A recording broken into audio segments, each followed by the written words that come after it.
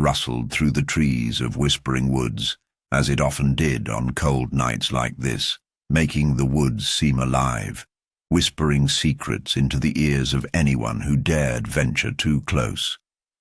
The small village of Ashford lay just beyond.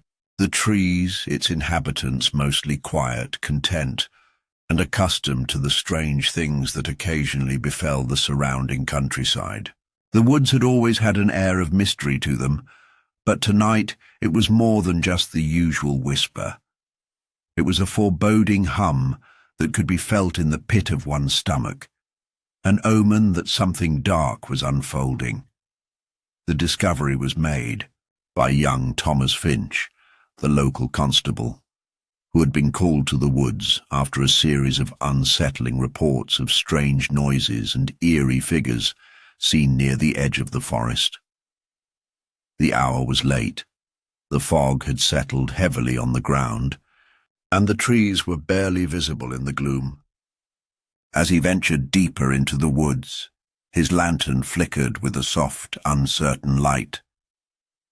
But then, among the thickets, something caught his eye.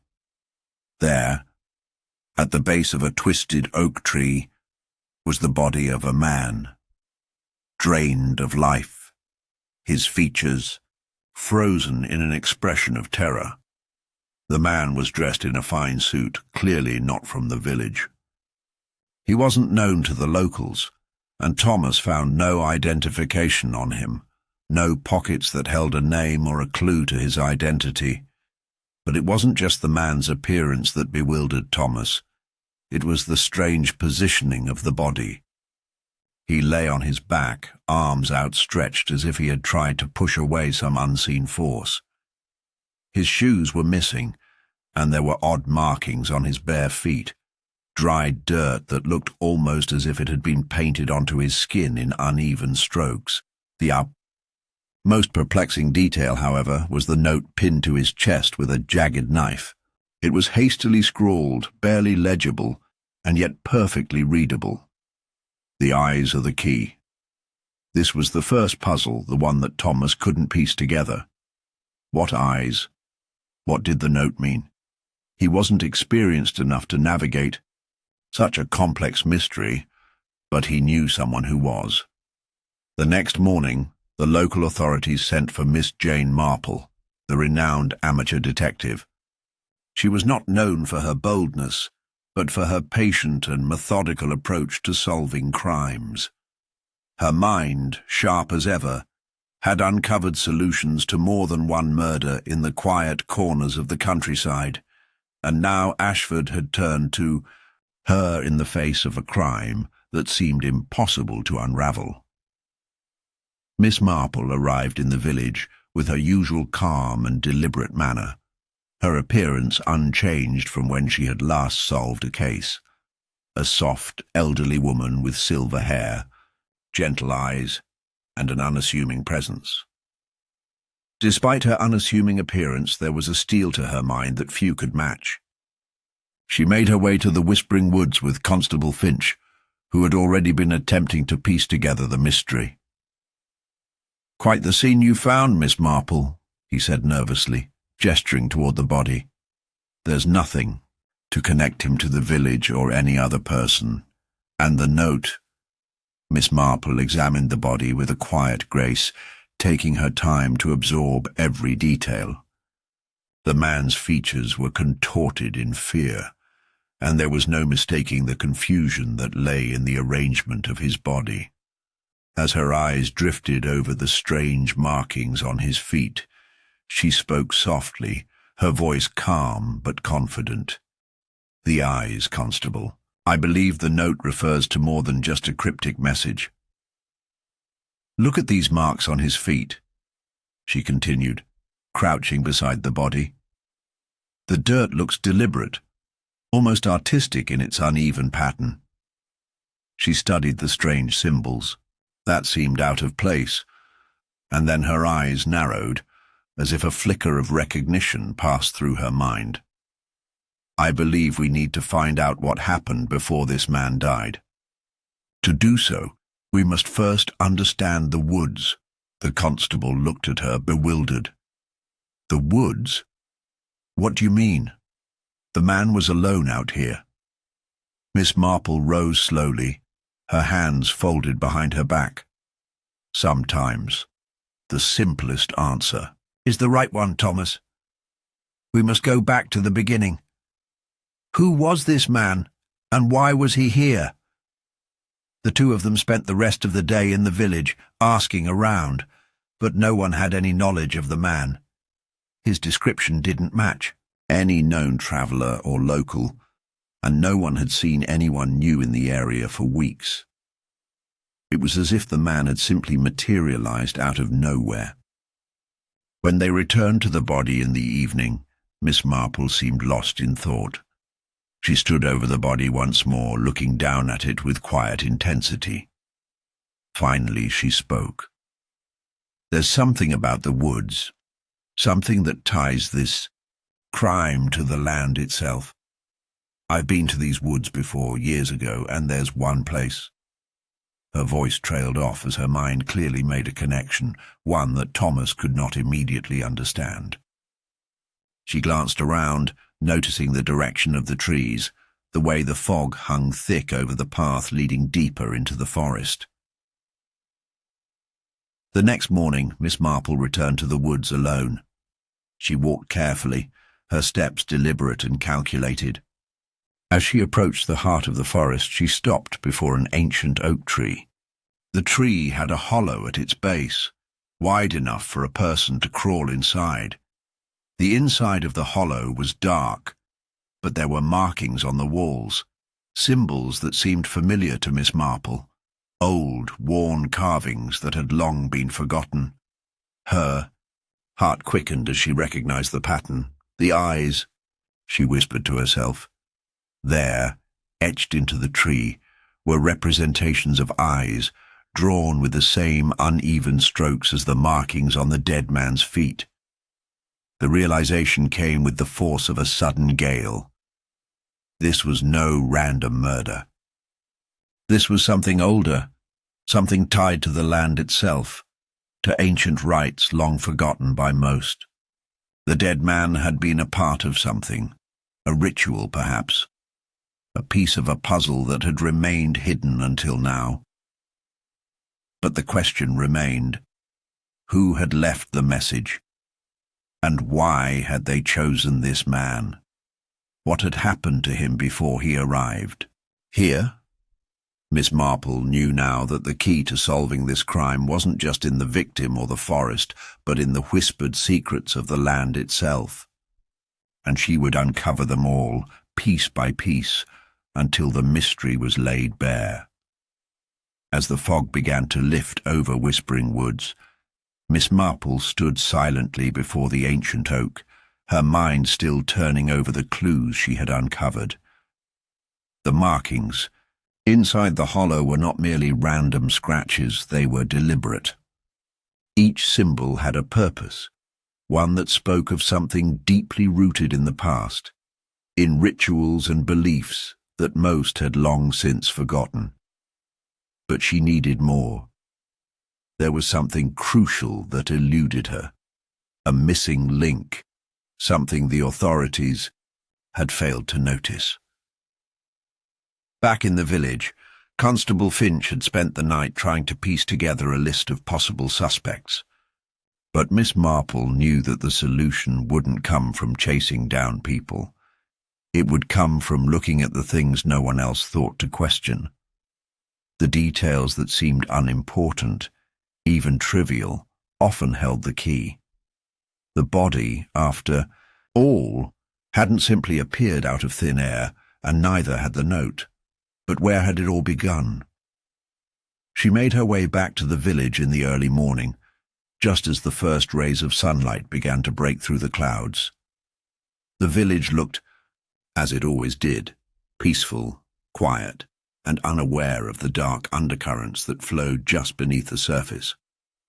The authorities were still buzzing about, discussing their next steps and exchanging notes.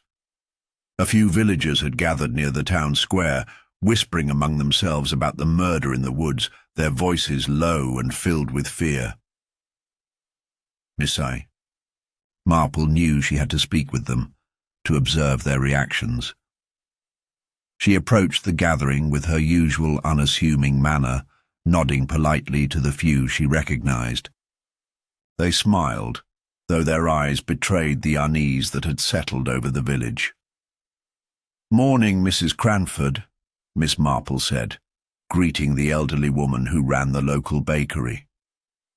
Mrs. Cranford was always quick with a smile, but today it was strained, as if she were trying to maintain some semblance of normalcy despite the murder that had shaken their world.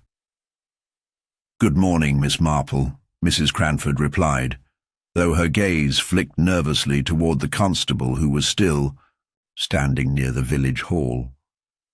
"What do you make of it, then? It's all so unnatural, isn't it?" Miss Marple observed Mrs. Cranford's demeanour carefully, noting the way her fingers twitched slightly, the way she avoided looking directly at the constable. There was something off about her reaction, a slight hesitation in her voice. But Miss Marple knew better than to jump to conclusions. She simply nodded and asked, "Has anyone spoken to the constable about the man who was found in the woods?" Mrs. Cranford glanced over at Thomas Finch, her brow furrowing slightly. "Not much. Just that he was a stranger, and no one knows where he came from. A city man, perhaps. It's all so strange."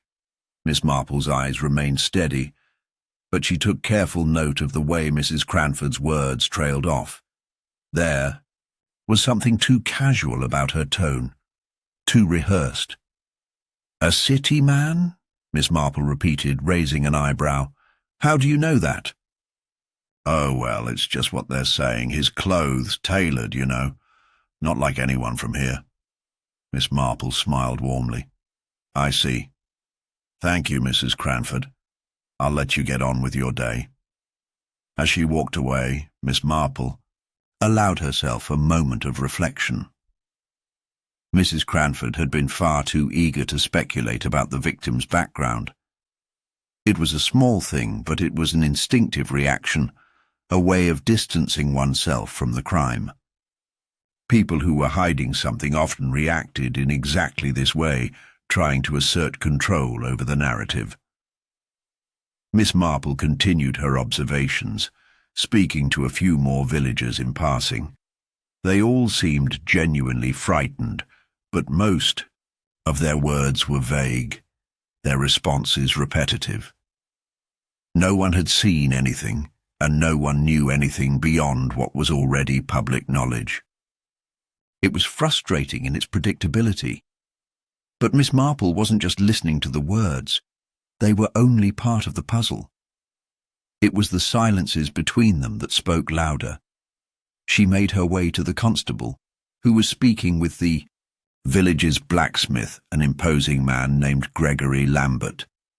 Miss Marple observed their conversation quietly for a moment, noting the constable's furrowed brow and the blacksmith's slightly reddened face. When Thomas Finch saw her, he excused himself from Lambert and approached. "Miss Marple, have you found anything?" he asked, his voice low, filled with a mix of hope and uncertainty. "Not yet," Miss Marple replied, "but I do think I've found something of interest." She led him to the edge of the village square, where the early morning crowd had begun to disperse. They paused beneath the hanging sign of the inn, its wooden boards creaking gently in the wind. "What do you make of the villagers' reactions?" Miss Marple asked, her eyes searching his face. The constable looked confused. "I suppose they're afraid, as anyone would be. After all, it's not every day that a murder happens around here. It's unsettling."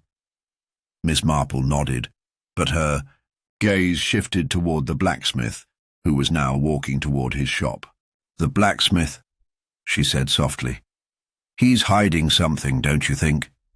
Thomas glanced at Lambert, his brow furrowing in confusion. "What do you mean?" He's just upset about the whole thing like everyone else. Miss Marple's sharp eyes never left the blacksmith's retreating figure. He's hiding more than fear. Did you notice his reaction when I asked about the stranger? The constable thought for a moment, then shook his head. No, I don't see what you mean. I noticed something subtle, Miss Marple said, her voice calm but insistent. When I mentioned the victim's clothes, the blacksmith flinched. It was only for a moment, but it was enough. People often react physically when they've been caught in a lie, no matter how small. Thomas felt a spark of realization. So you think he knows something about the victim? I do, Miss Marple replied. And I believe the blacksmith's involvement goes beyond simple fear. We need to speak to him. But before we do that, I need to investigate further. It's likely that the answers we seek are closer than we think. As they moved towards Lambert's workshop, Miss Marple's mind raced. The pieces were beginning to fall into place, but they were still scattered. She needed to focus on the most important detail of all, the eyes. But where were they? And what exactly had they seen? The answers were just within reach, and Miss Marple was determined to pull the threads together before the web unravelled completely. As Miss Marple and Constable Finch approached the blacksmith's workshop, the heavy clink of metal on metal echoed through the quiet village. The rhythmic sound was a reminder of how ordinary life had continued, despite the unsettling events of the previous night. Yet in the wake of that crime, even the clang of the hammer seemed charged with tension.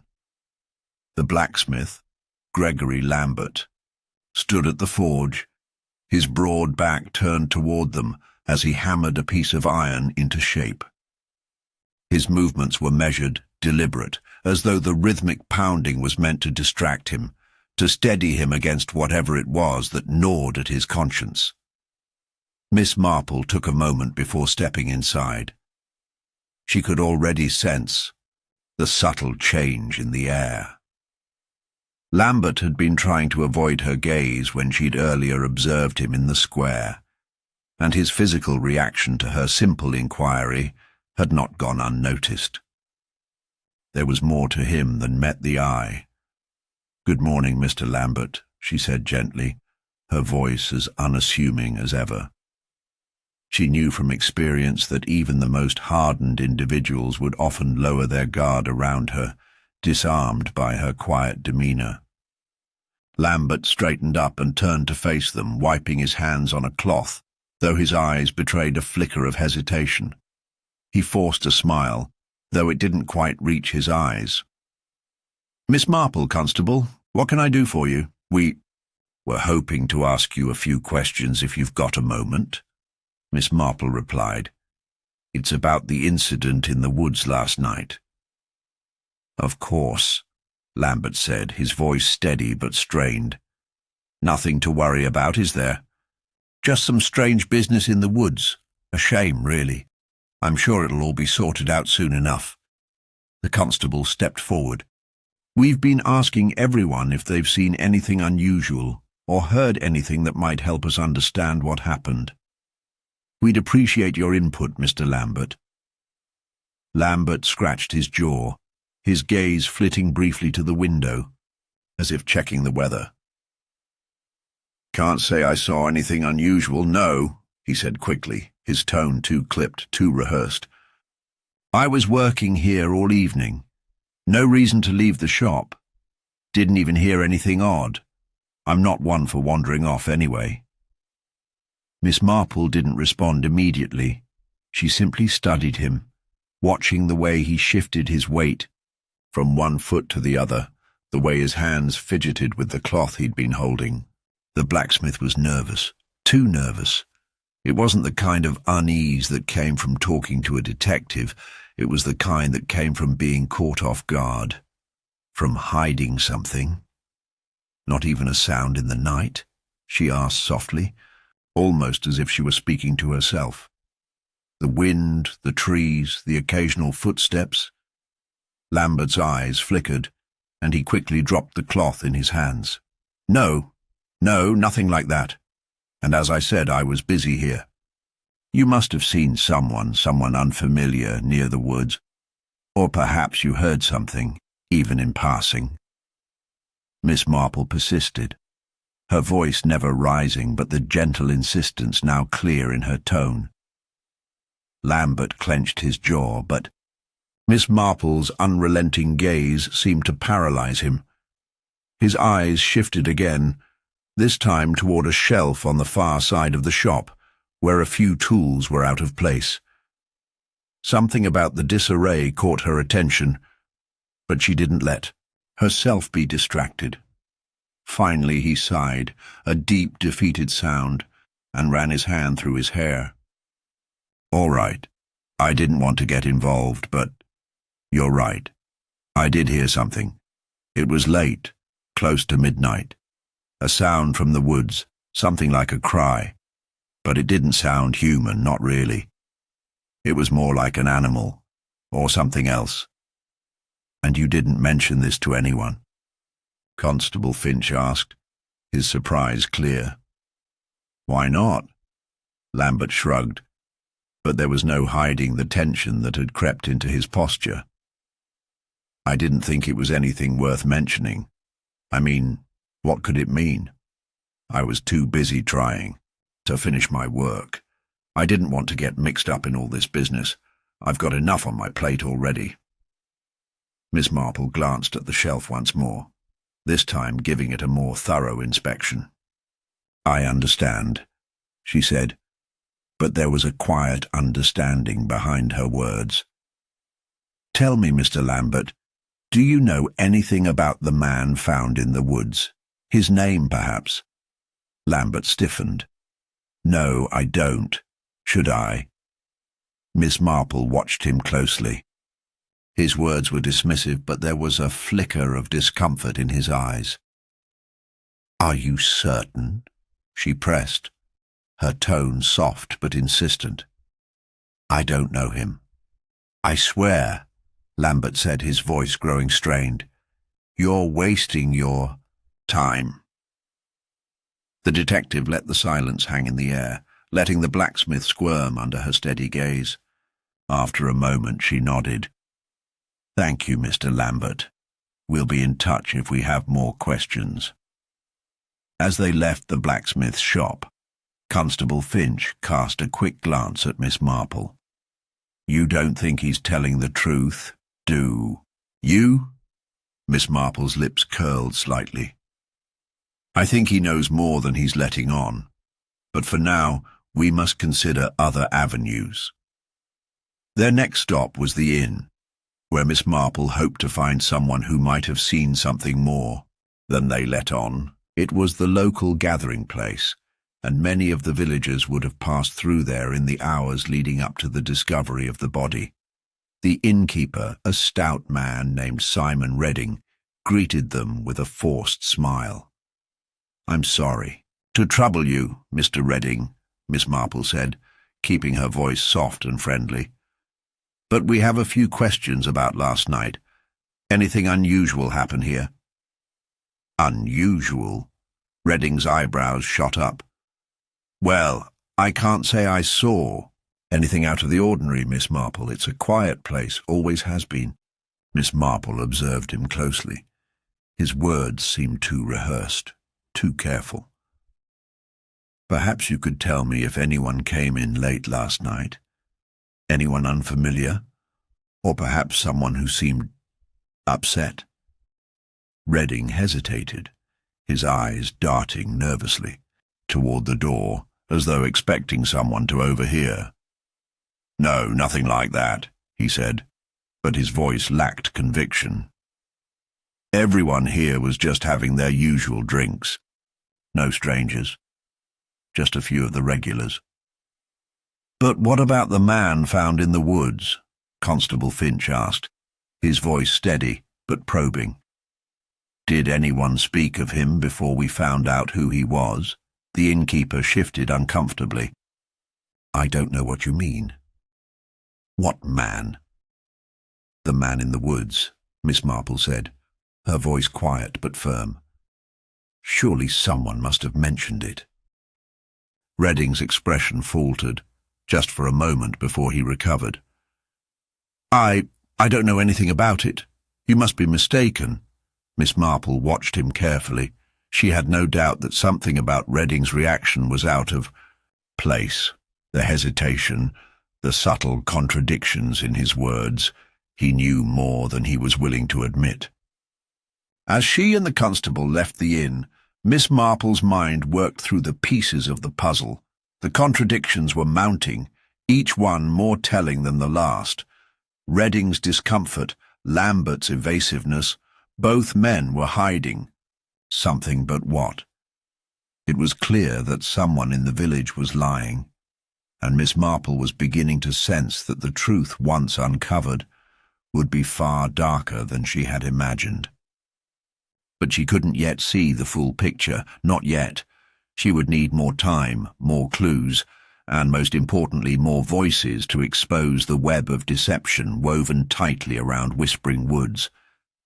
As the day wore on, the shadows of the Whispering Woods seemed to grow longer, more oppressive. Miss Marple found herself at the village's edge once again, her thoughts racing, her mind organizing the fragments of evidence she had gathered. The pieces were slowly coming together, but the more she examined the tangled threads, the more complex the web of deception became. In the quiet corner of the village hall, Constable Finch sat across from her, looking weary. He had spent the day interviewing the villagers, collecting alibis and questioning every possible connection to the victim. Each new lead only deepened the confusion. No one seemed to have a clear answer. No one had seen anything truly useful. Yet Miss Marple knew better than to discard any small detail as insignificant. Every person, every interaction was a piece of the puzzle, and there was more at play here than simple fear of the unknown. I've spoken to just about everyone, Finch said, rubbing his temples. The blacksmith's alibi checks out. He was here working all night. Same goes for the innkeeper. Most of the villagers were in bed by the time the body was found. Nothing really stands out. Except for Mrs. Cranford. She's been acting strange, wouldn't you say? Miss Marple nodded thoughtfully. Yes, Mrs. Cranford has raised my suspicions as well. She seemed far too eager to speak about the victim, even though she claimed not to know him. That eagerness to engage in speculation, it doesn't sit right. But she's only one thread in a much larger tapestry. There's something deeper going on here. And what about the man in the woods? Finch asked. We still don't know who he is. Have you come up with any theories? Miss Marple's eyes narrowed slightly. The man in the woods. I believe he's central to the mystery, but he isn't the only one with a motive. We have several suspects, and each one could be involved for different reasons, but none of their motives alone seem sufficient to explain everything. She stood and began to pace, her mind still sorting through the tangled possibilities. Let's look at this logically. The blacksmith, for example, has a clear motive: financial strain. He's been struggling with his business for months, but I don't think he's capable of such violence. Not on his own, at least. Perhaps he had help, Finch suggested. Miss Marple nodded slowly. It's possible, but then we need to examine who might have been involved. Mrs. Cranford could have had a reason. She's got a history of being overly involved in the affairs of others. She might have known more than she let on. And the innkeeper, he's been a little too evasive for my liking. There's something off about his reaction to our questions. But they all seem so different, Finch pointed out. Why would any of them work together? That's the key question, Miss Marple replied. They're not working together in the way we think. Each of them has their own reason to hide something, fear, greed, or a past they wish to keep buried. But fear, when it runs deep enough, can drive people to act in ways they might never otherwise consider. She paused, glancing out the window toward the woods, which were now shrouded in the deepening dusk. The silence was oppressive, and for a moment she allowed herself to think about the victim, the man whose life had been violently cut short. The victim must have had some connection to the people here. Someone knew him, or at least knew of him. Miss Marple's thoughts wandered back to the cryptic note, the one with the symbols inside the tree. What was its significance, and why had it been left behind, as if it were meant to point to something hidden? The victim must have had an understanding of the local area, perhaps even a reason for being here. It seemed unlikely that someone would just wander into these woods without a purpose. "Finch," she said suddenly, her voice sharp, "I want to know about Mrs. Cranford's past. Has she ever had any trouble with anyone in the village? Any falling outs?" Finch raised an eyebrow but nodded. "I'll look into it. I know she was a bit of a busybody in her younger days, but she's quiet now, keeps to herself mostly." "And what about her son?" Miss Marple asked. "I believe he lives with her, yes?" "Yes, he's a quiet lad, works at the local mill. Doesn't seem to have much to do with the village, though." Miss Marple's eyes narrowed, a thought beginning to form. "I think we need to speak to him." That evening they made their way to the mill, a short walk from the village centre. It was a modest building, the rhythmic sound of grinding stone echoing from within. When they arrived, the miller's son, young Thomas Cranford, greeted them with a cautious expression.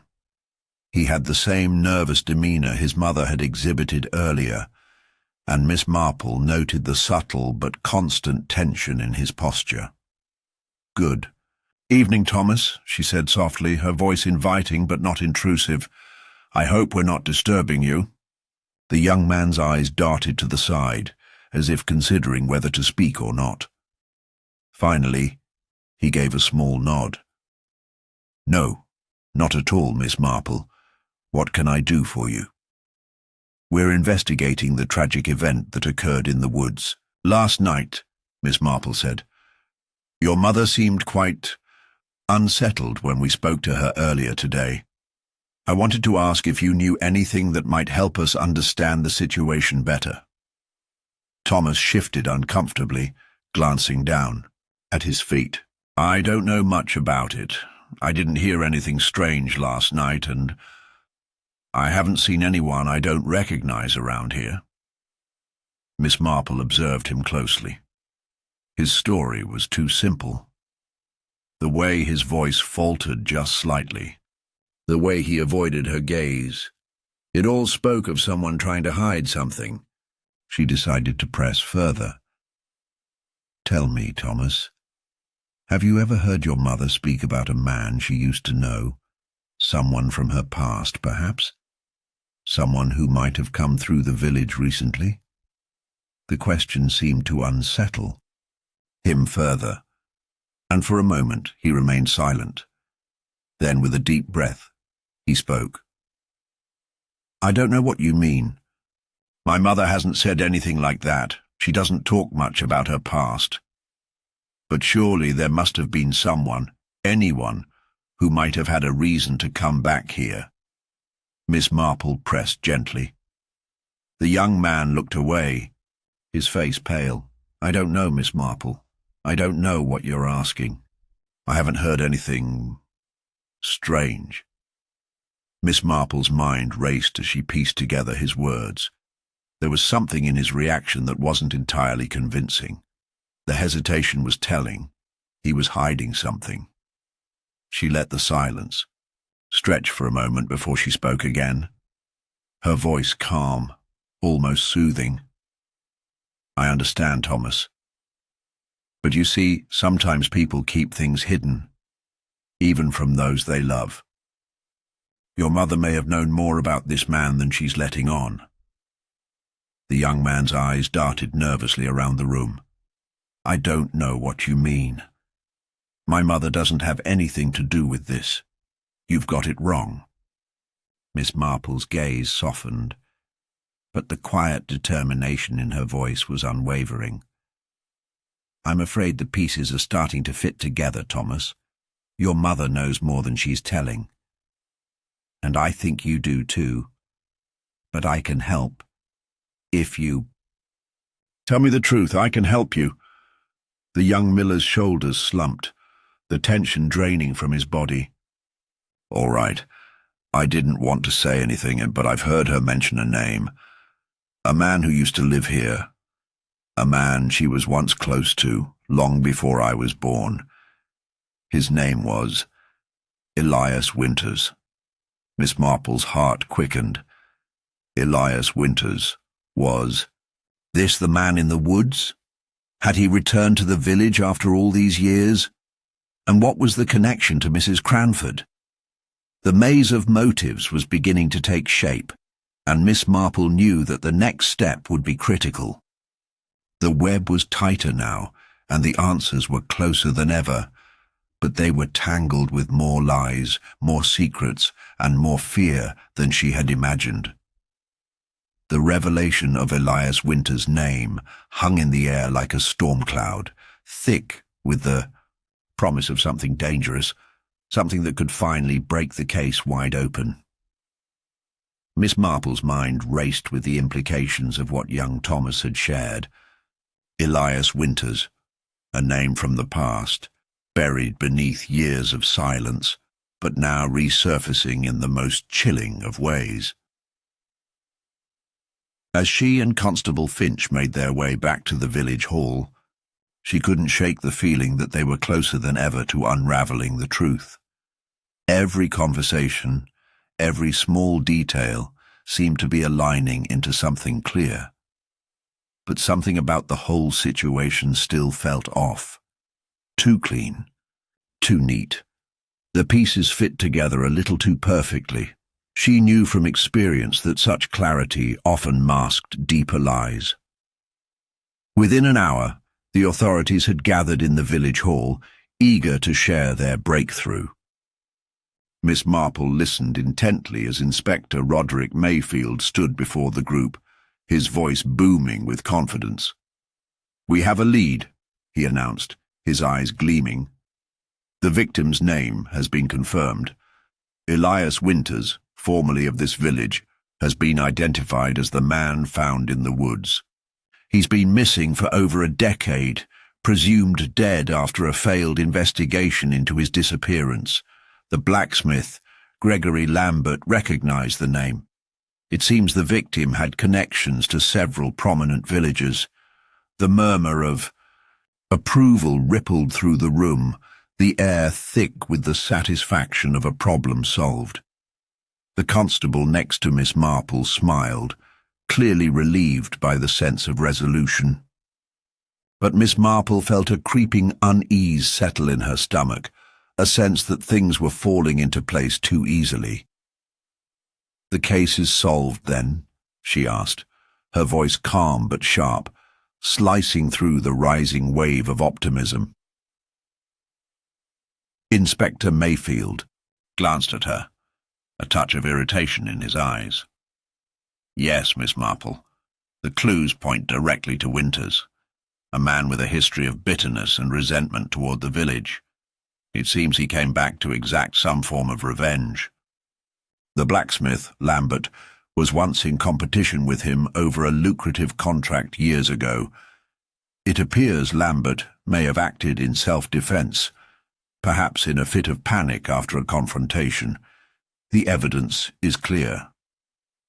Miss Marple nodded slowly, letting his words wash over her. The pieces certainly fit, but she felt no satisfaction in the conclusion. In fact, the more she heard, the more questions she had. It wasn't the resolution she had hoped for. The scenario painted by the authorities, was tidy, too neatly packaged with the blacksmith as the culprit. "There's just one thing," Miss Marple began, her voice soft but insistent.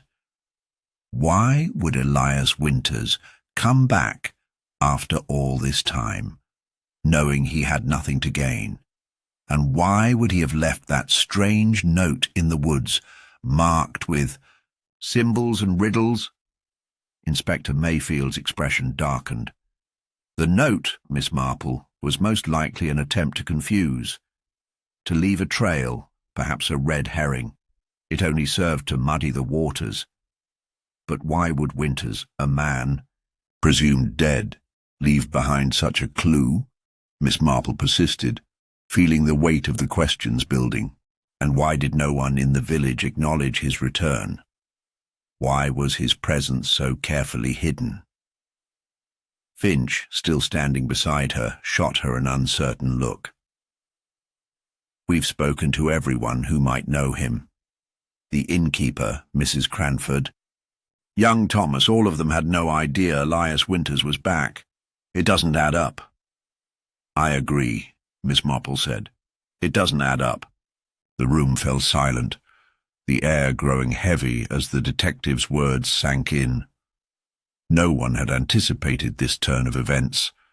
The inspector's hands, which had previously been resting on the table, now clenched into fists. He tried to maintain his composure, but it was clear that Miss Marple's doubts had shaken him. "We have all the evidence we need," Inspector Mayfield said, his voice now defensive. "The case is solved. Elias Winters was here to exact revenge, and it seems Lambert acted in self-defense, end of story, but Miss Marple wasn't convinced. She had seen too many cases where things had appeared resolved, only for the true culprit to step forward at the last moment. Too often, the eagerness to close a case led to oversights. There was too much about this situation that still didn't sit right. "May I suggest, Inspector," Miss Marple continued, her tone respectful but firm, "that we take a closer look at the motivations involved here? I don't believe the blacksmith's role is as clear-cut as you think. There's more to this than simple self-defense." A few skeptical eyes turned to her, but no one interrupted. The inspector, though frustrated, reluctantly nodded. "What exactly are you suggesting, Miss Marple?" "I believe the true story lies not in the past, but in the present," she said, her gaze sweeping over the group. "And the answer isn't just in Elias Winters' return. It's in what people in this village are hiding, what they're desperate to keep buried." Inspector Mayfield opened his mouth to respond, but before he could speak, a loud knock echoed through the hall. The door swung open, and the constable from earlier appeared in the doorway, breathless. "Sir, you need to see this." The constable's voice was urgent. "We've just received word from the woods. There's been another murder." The room erupted in chaos, a storm of voices and confusion. But Miss Marple stood still, her heart pounding in her chest. She already knew. She could feel it in the air. Whatever they had thought they knew about Elias Winters and the blacksmith, it wasn't the truth. This second murder, the fresh blood, was a clear signal. The real criminal had never been caught, and they were still in the midst of a far darker game than anyone had imagined. Constable Finch turned to Miss Marple, his face pale. "What should we do now, Miss Marple?" Without hesitation, she spoke, with quiet certainty. "We need to return to the woods." They rushed to the location where the second body had been found, a clearing deep within the woods. The scene was eerily similar to the first, but this time the body was unmistakably different. It wasn't Elias Winters. It was someone else, someone who hadn't been part of the original equation. Miss Marple knelt beside the body, her eyes scanning the scene. The victim, a young man in his 20s, appeared to have been struck with a heavy object. His clothes were torn, and there were faint scratches on his neck, signs of a struggle. But what caught her attention was the small, folded piece of paper tucked inside his coat pocket. It was a note, just like the first one found in the woods. And this one, too, carried strange symbols. Symbols Miss Marple recognized from the first note, the same pattern, the same message. There was no doubt now. The case had only just begun, and the truth, whatever it was, remained as elusive and dangerous as ever. The second murder had shattered the illusion of resolution, and as Miss Marple stood in the clearing, her eyes fixed on the lifeless body before her, the weight of the situation pressed heavily upon her. The strange symbols on the note, identical to those found near Elias Winters, were no coincidence. The events were linked. She could feel it in her bones. But how? What was the connection between the two victims? And what did these cryptic symbols mean? She stood up, her mind whirring with thoughts. The victim before her was young, no older than 25, with messy brown hair and a face that seemed oddly familiar, though she couldn't place it at first. The clothes he wore were simple, unremarkable, but a torn piece of fabric clung to his sleeve, as though he had been caught in something sharp. It wasn't the first time Miss Marple had encountered a scene like this. So much violence hidden beneath seemingly mundane actions. But there was something different this time. "Who is he?" Finch asked, his voice thick with disbelief. "I don't know yet," Miss Marple replied, her voice steady despite the rising storm in her chest. "But I believe he's someone connected to this village. We need to find out more about him." The constable was already on his way to fetch the medical examiner, but Miss Marple stayed in the clearing for a moment longer. The fresh scent of pine mingled with the underlying musk of damp earth, and she inhaled deeply, calming herself. There had to be a connection between the two deaths. Elias Winters, the man from the past, and now this young man, both murdered with an eerie precision. The symbols were not just random markings. They were deliberate, pointing to something far deeper, far darker. As she walked back toward the village, the cold weight of the evening air seemed to press down on her thoughts. Something about the second murder made her reconsider everything she had assumed up until now. Miss Marple had prided herself on her ability to discern the truth hidden in human nature, but this case was proving to be far more complex than anything she had encountered in recent memory. Back at the village hall, the authorities were still reeling from the discovery. Inspector Mayfield stood at the center of the room, his hands clasped behind his back as he attempted to restore order. Finch and Miss Marple joined the group just as they were discussing the implications of the second murder. "This complicates things," Mayfield muttered under his breath, rubbing his chin. "We were ready to close the case. Now we have to start over. What do we know about this second victim?" The constable nodded. "The body is that of one Benjamin Crowley, a local from the neighbouring town of Waverley. He was staying at the inn, apparently under a false name. We've only just begun asking questions." Miss Marple's ears perked up. "A false name?" She exchanged a quick look with Finch. "That's an interesting detail." "Benjamin Crowley," she repeated, mulling over the name. There was something familiar about it, something that tugged at the back of her mind, but she couldn't quite place it. Finch, who had been glancing through a notebook, suddenly looked up. There was a Benjamin Crowley in the records from years ago. A long time ago, actually. He was one of the young men involved in a case that was never fully resolved. Miss Marple's pulse quickened. A case that was never resolved? What case? The constable hesitated, then handed her the old record he'd been examining. It was about a missing person, a boy from the village, young Elias Winters. A forgotten case. A boy who had vanished under mysterious circumstances years ago, never found. Elias Winters, the name that had resurfaced with the first murder.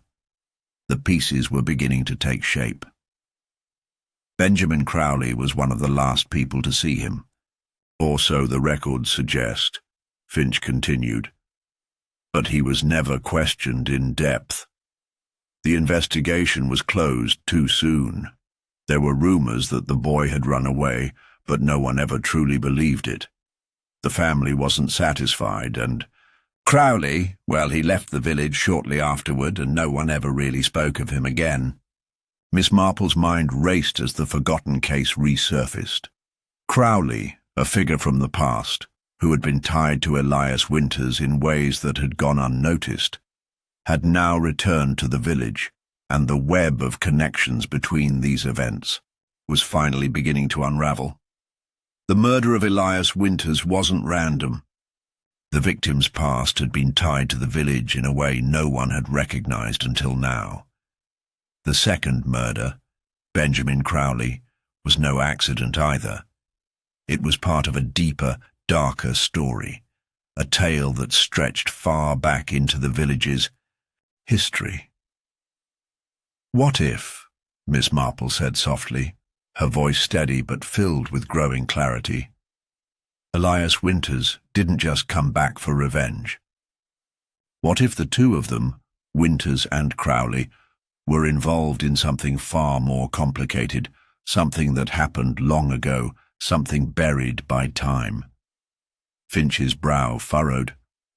"Are you suggesting the two men had a history together? But they were from different generations. How could that be?" Miss Marple fixed her eyes on him, her expression resolute. Elias Winters and Benjamin Crowley were both part of the same tragic story. Crowley may not have been the only one who knew about what happened to Winters, but he knew enough to bring him back. There was more to their relationship than meets the eye, and I believe that's the key to understanding the murders. She turned back to the others, her gaze steady. "We need to investigate the connection between Winters and Crowley in more detail. It's not just about the murders themselves. The truth is buried in the past, and it's time we uncovered it." As the investigation delved deeper into the buried past, a forgotten chapter of the village's history began to take shape. It was a chapter that had been intentionally erased, sealed off by those who were now trying to cover up their sins. But Miss Marple, as always, had a way of finding the cracks in the walls built by lies. "Find out everything you can about Crowley's time in the village," she instructed. "Start with his involvement in the disappearance of Elias Winters. We need to know where he went after he left here, who he was in contact with, and who else may have been involved." Finch nodded, understanding the gravity of the task ahead. As he left the hall to follow up on the lead, Miss Marple stood still, her thoughts focused on the painful truth slowly being revealed. Elias Winters hadn't just been a man who vanished. He was a symbol of something that had been buried by shame, a story left untold. But now, as the shadow of the past stretched long over the village, Miss Marple knew they were on the edge of uncovering something far more sinister than anyone had imagined. The truth wasn't just a matter of who had killed whom. It was a matter of who had gotten away with murder long ago, and whose secrets were still waiting to be exposed. And in the end, as always, the past would rise to the surface, bringing with it a reckoning no one had been prepared for. The hours stretched on as the investigation deepened, yet Miss Marple's mind continued to circle back to the same perplexing thought. Something, or rather someone, had been overlooked. The connection between Elias Winters and Benjamin Crowley was still hanging in the air, but it felt incomplete, like a puzzle with a missing piece. They had delved into Crowley's past, his questionable ties to Winters, but nothing concrete had emerged to connect the two men in a way that explained the murders. By late evening, Miss Marple felt a growing unease. She needed to test the waters in a different way to provoke a reaction that would tell her more than words could. Her usual methods, patience, observation, and piecing together the small clues, had brought her this far, but now it was time to push. Her eyes wandered across the faces of the villagers gathered at the inn, their nervous glances and whispered conversations hanging in the air like the weight of impending thunder. There were too many secrets in this room, too many individuals with their own motives, and Miss Marple needed a way to stir the pot, to see who would show a crack in their carefully constructed facades. It was then that she decided on a plan. She would use the one thing that could unsettle even the most composed of people: fear. She turned to Constable Finch, who had returned from his inquiries and was now standing beside her, his brow furrowed with frustration. "Finch," she said, quietly, "I need your help with something." He looked at her expectantly, but she could see the exhaustion in his eyes. "Anything, Miss Marple. I want you to gather the witnesses and suspects together in one room. All of them," she instructed. "The innkeeper, Mrs. Cranford, Thomas, Lambert, and anyone who may have seen or heard anything unusual. We're going to conduct a little experiment." Finch blinked in confusion. "An experiment? What do you mean?" Miss Marple's eyes gleamed with quiet determination. "I'll explain it when the time comes. Just gather them all, please." Finch hesitated but did as she asked, going to fetch the group. When they were all assembled in the small room at the back of the inn, Miss Marple stepped forward, standing before them with a calmness that almost seemed to unnerve them. The room was filled with tension as the various individuals eyed each other warily, clearly uncomfortable with the prospect of being questioned further. "Thank you all for coming," Miss Marple began, her voice carrying a serene authority that commanded attention. "I realize this has been a difficult time for all of you, but I assure you that your cooperation is essential if we are to understand what truly happened here." Her gaze swept over the faces in front of her.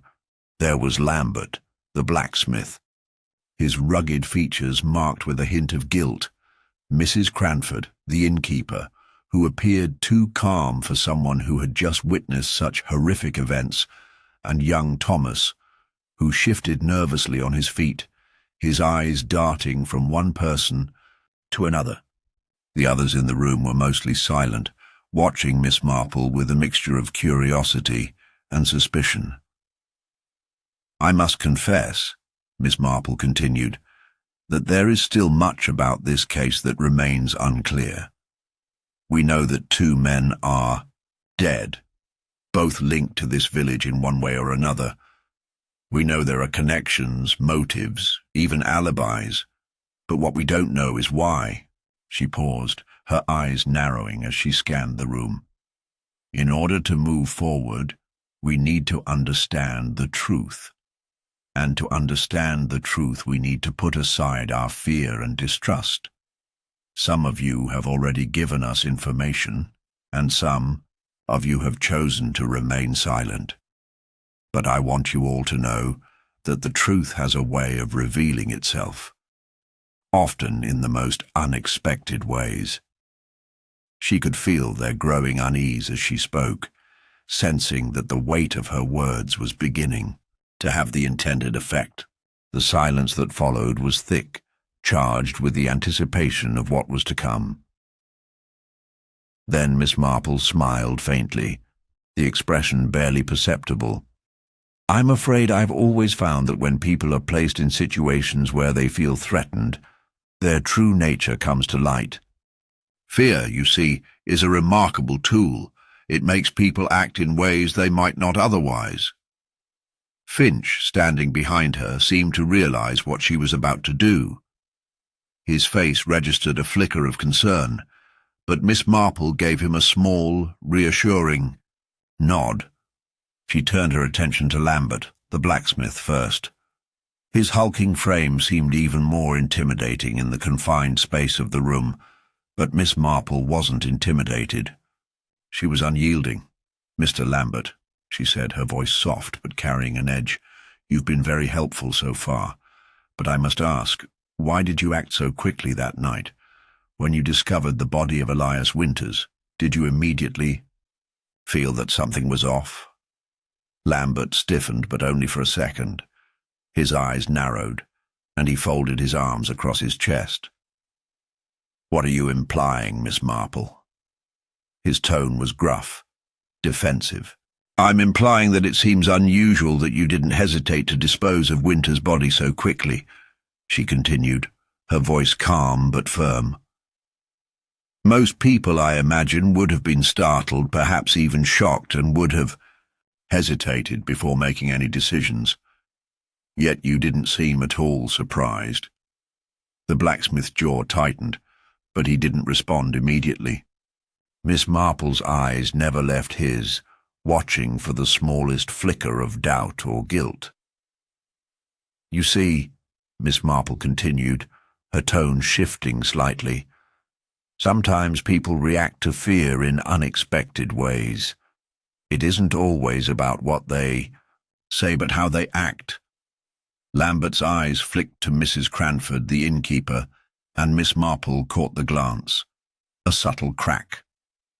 Lambert had just revealed something.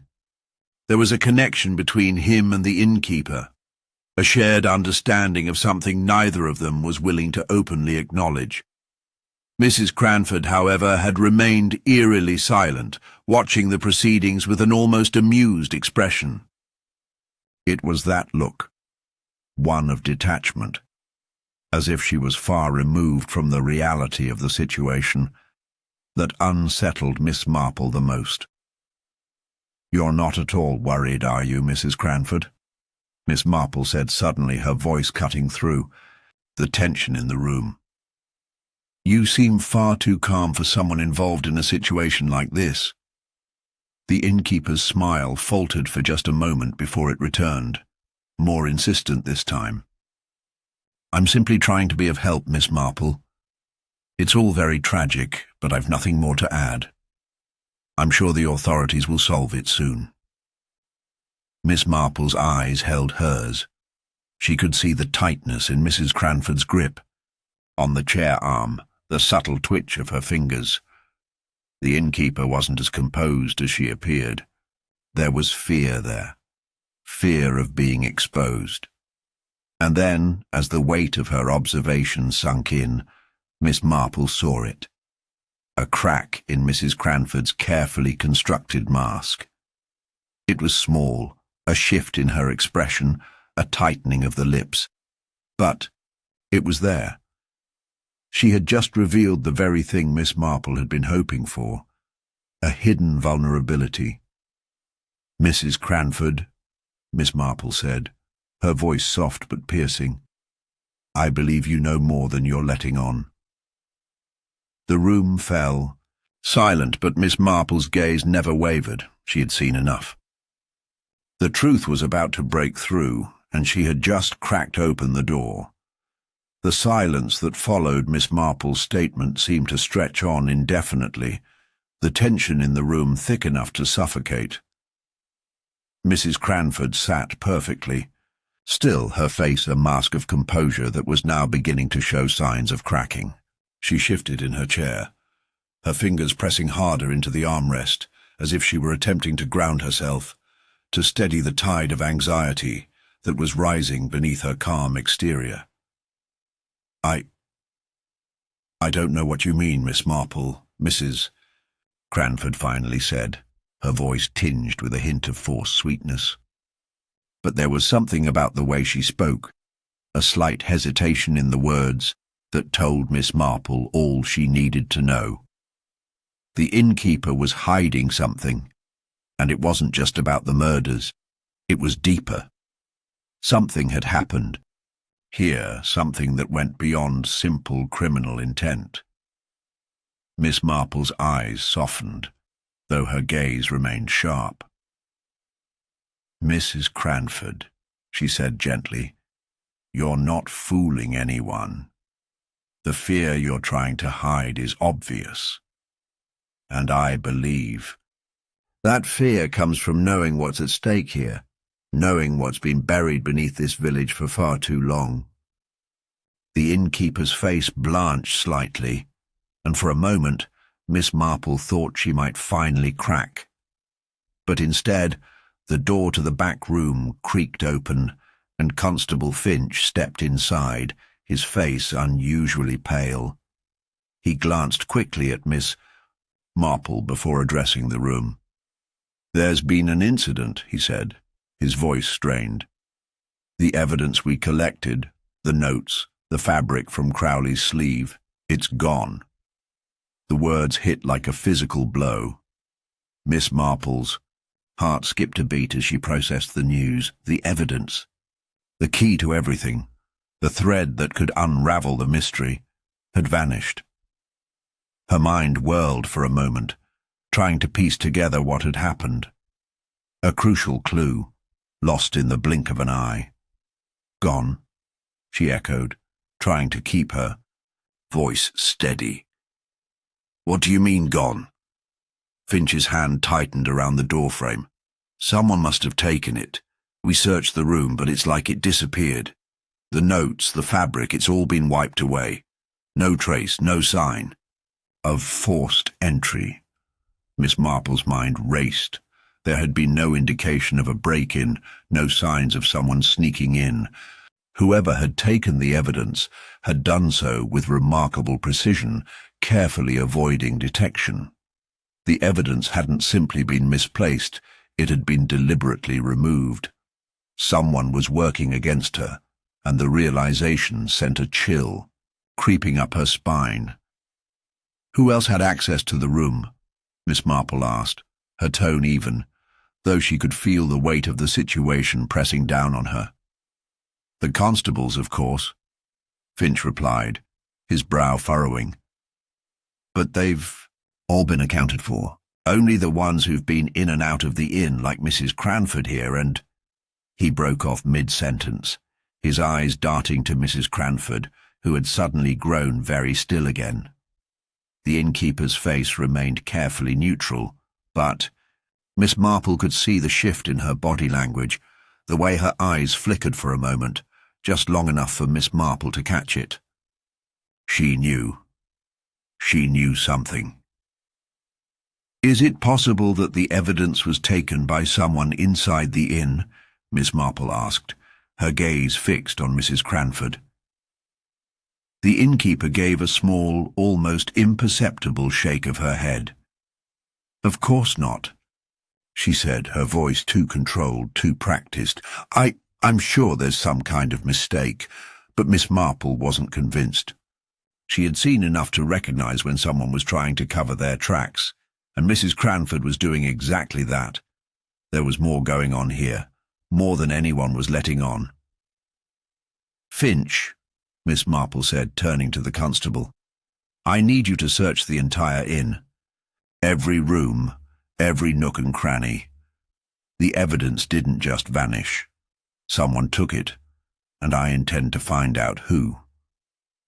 Finch hesitated, but then nodded, the urgency in his step matching the rising tension in the air. As he left to begin the search, Miss Marple remained in the room, her thoughts racing. The missing evidence was no small matter. It was the cornerstone of everything. The connection between Winters, Crowley, and the mysterious symbols that had been left at both crime scenes was fragile, and now someone was trying to destroy it. The stakes had just been raised. Minutes passed in tense silence, and Miss Marple stood by the window staring out into the darkening sky. She could feel the presence of the other suspects in the room behind her, their eyes flicking toward her, their discomfort palpable. Everyone was on edge. Everyone had something to hide. But it was Mrs. Cranford who held her attention. The innkeeper was a piece that didn't quite fit, her actions growing more suspicious by the moment. She had been too calm, too composed, and there had been that fleeting moment of panic when she had been confronted earlier. Miss Marple turned back to face the room, her gaze locking with Mrs. Cranford's once again. "It's only a matter of time before someone slips up," she said softly, more to herself than anyone else. "The truth always comes out, even when people try to bury it." The tension in the room shifted as Finch returned, looking grim. "I've searched everywhere. There's no sign of the missing evidence. It's as if it was never there to begin with." "Are you certain?" Miss Marple asked, her voice steady despite the sinking feeling in her chest. "Absolutely. It's as if someone deliberately wiped the place clean," Finch confirmed. Miss Marple's mind was already working at full speed. A thought had begun to form, a subtle realization that sent her pulse quickening. The missing evidence wasn't just an attempt to derail the investigation. It was an attempt to hide something far more dangerous. The murderer wasn't just trying to cover their tracks. They were trying to send a message that the truth would never see the light of day. Miss Marple's eyes flicked to Mrs. Cranford once more, who seemed to be struggling to maintain her composure. The innkeeper's eyes darted nervously between Miss Marple and Finch, as if weighing her next move. "You know more than you're letting on, don't you?" Miss Marple said suddenly, her voice cutting through the room like a knife. "The missing evidence is no accident. Someone didn't just steal it. They've been trying to keep it from us for a long time. And that person, Mrs. Cranford, is you." The innkeeper's face drained of colour, and for the briefest moment, Miss Marple saw the flicker of defeat in her eyes. The game was up.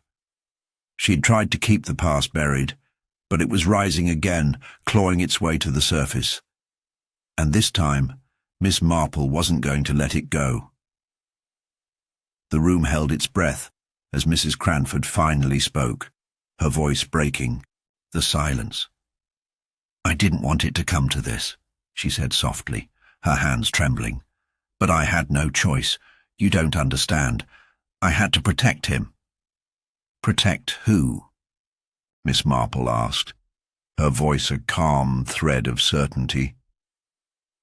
"Who were you protecting, Mrs. Cranford? The truth is coming out and there's no way to stop it now." Mrs. Cranford's face twisted with something between fear and resignation as she opened her mouth to speak, but the words faltered on her lips. Before she could muster the courage to confess, a loud crash sounded from somewhere within the inn. It was followed by a scream, a woman's voice, sharp and panicked. The room fell silent.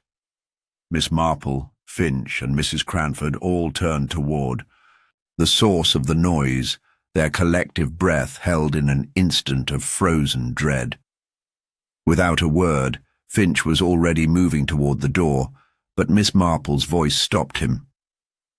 "Wait," she said sharply, her eyes narrowing as she listened intently. Another scream echoed through the halls, this one more frantic, more urgent. "It's from the kitchen," Finch finally said, already rushing toward the back of the inn. Miss Marple followed in quick pursuit, her mind racing as she processed the events unfolding. Another scream, another act of violence. The fear and tension that had been building since the first murder seemed to have reached its boiling point, and she couldn't shake the feeling that someone was watching, waiting for the right moment to strike again.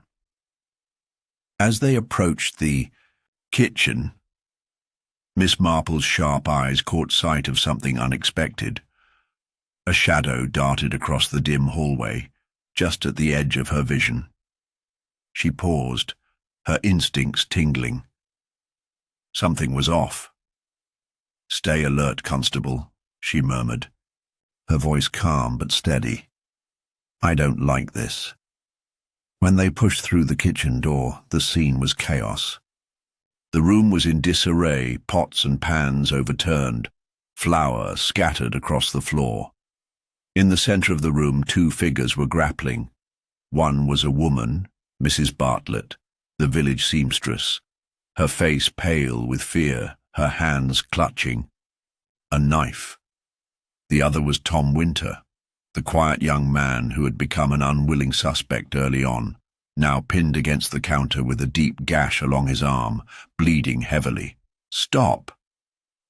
"Let him go," Mrs. Bartlett cried out, her voice strangled with panic. Finch rushed to intervene, pushing Mrs. Bartlett back and securing her hands before she could do any more damage.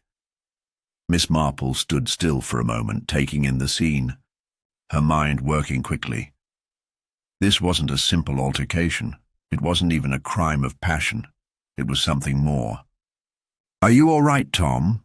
Miss Marple asked, her tone soothing, as she turned toward the young man, who was clearly in shock. Tom nodded weakly, his face pale and drawn. I didn't mean to upset her. I just wanted to talk to her about the things she knew. She said she didn't want anyone to find out, and then—" His voice trailed off as he glanced at Mrs. Bartlett, who was still trembling in the corner, her eyes wild with panic. "I didn't—" Mrs. Bartlett's words faltered and her chest heaved as she struggled to catch her breath. "I didn't mean to hurt him. He's just been asking questions, too many questions. And when he started asking about the inn, about what happened, I couldn't let him expose the truth." "The truth?" Miss Marple echoed, her voice cool. She had been expecting this.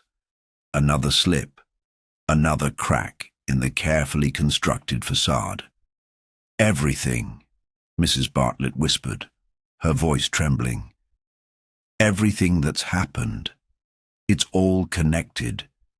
It all goes back to what happened, to Emily Crowley all those years ago." Tom's face went ashen, his eyes widening. "What do you mean? What did you know about Emily Crowley?" Before Mrs. Bartlett could respond, a sharp, sudden noise from behind them caused everyone to freeze. Miss Marple turned, and her stomach dropped. A figure, masked and cloaked in shadow, stood just inside the doorway to the kitchen.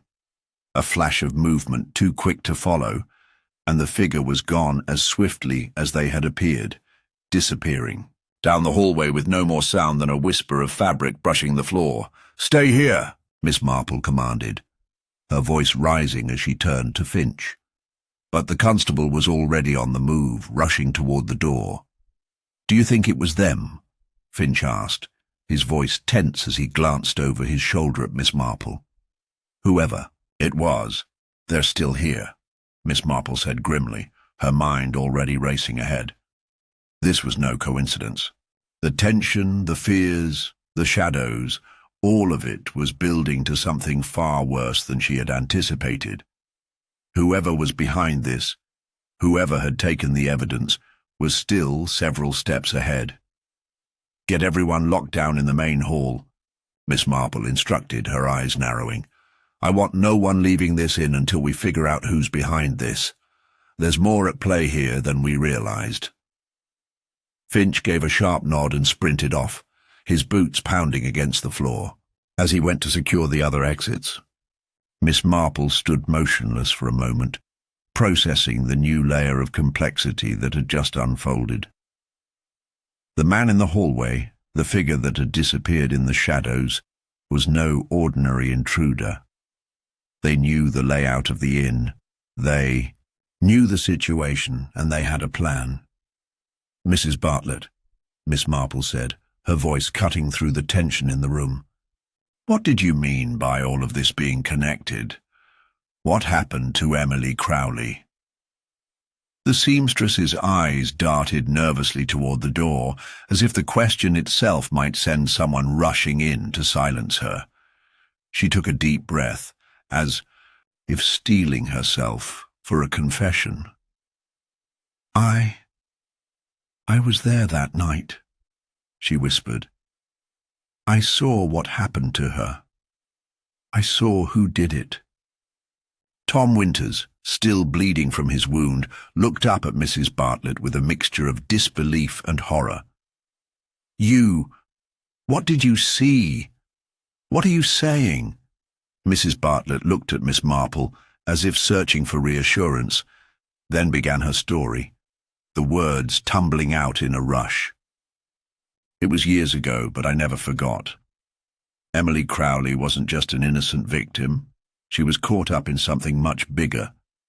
I was working at the inn back then, and I saw her with someone who didn't belong. Miss Marple leaned in, listening intently, every word now crucial. Mrs. Bartlett swallowed hard, her hands trembling. It was a man. I don't know who he was. He wore a mask, just like the one that man wore tonight. They argued, and I heard her scream. Then there was a sound like something hitting the floor. I didn't want to get involved. I didn't want to get caught. But I saw who left the inn, and I saw the symbol on the door, the same one that appeared in Crowley's house. Miss Marple's eyes widened. The symbol, the one that had plagued her thoughts. The connection was clearer now, a web of danger spun out from the past, reaching into the present. Before she could press further, Finch reappeared at the doorway, his expression tight. Miss Marple, you need to come with me. There's been another development. Miss Marple's pulse quickened, but she nodded, stepping toward Finch. She had a horrible feeling that the worst was yet to come. The murderer was still here, moving in the shadows, and time was running out. Miss Marple followed Finch down the narrow corridor, her mind already racing, piecing together the scattered clues that had been accumulating over the past few days. Mrs. Bartlett's revelation about Emily Crowley, the masked figure. Everything felt like it was finally starting to make sense. Yet, there was still a sense of urgency pressing on her chest. She could feel the weight of time, of the unknown predator moving just out of reach. When they arrived in the common room, the scene that awaited them only deepened the mystery. The room, usually warm and inviting with its cozy fireplace, was now filled with tension. The guests, all seated at the long oak table, had their heads bowed in quiet conversation. But the silence was thick, unnatural. As soon as Finch entered, their eyes lifted, each one scanning the detective's face, almost as if they were waiting for her to speak first. A sudden jolt of realization hit Miss Marple. Something wasn't right. A subtle detail in the room triggered a memory. The way everyone sat, their shoulders hunched, eyes darting toward the windows as if fearing the outside world, gave her a strange sense of déjà vu. "Have they all been accounted for?" she asked, her voice low, measured. Finch gave her a brief, strained nod. "Yes, everyone is here. But Miss Marple, there's something else. A new discovery in the garden. It's disturbing." Without waiting for a response, he led her outside to the cold evening air. The garden, once serene with neatly trimmed hedges and blooming flowers, was now a scene of chaos. A patch of earth had been disturbed, the soil overturned, revealing something beneath it, something unnatural. Miss Marple knelt beside the patch, careful to avoid disturbing any further evidence.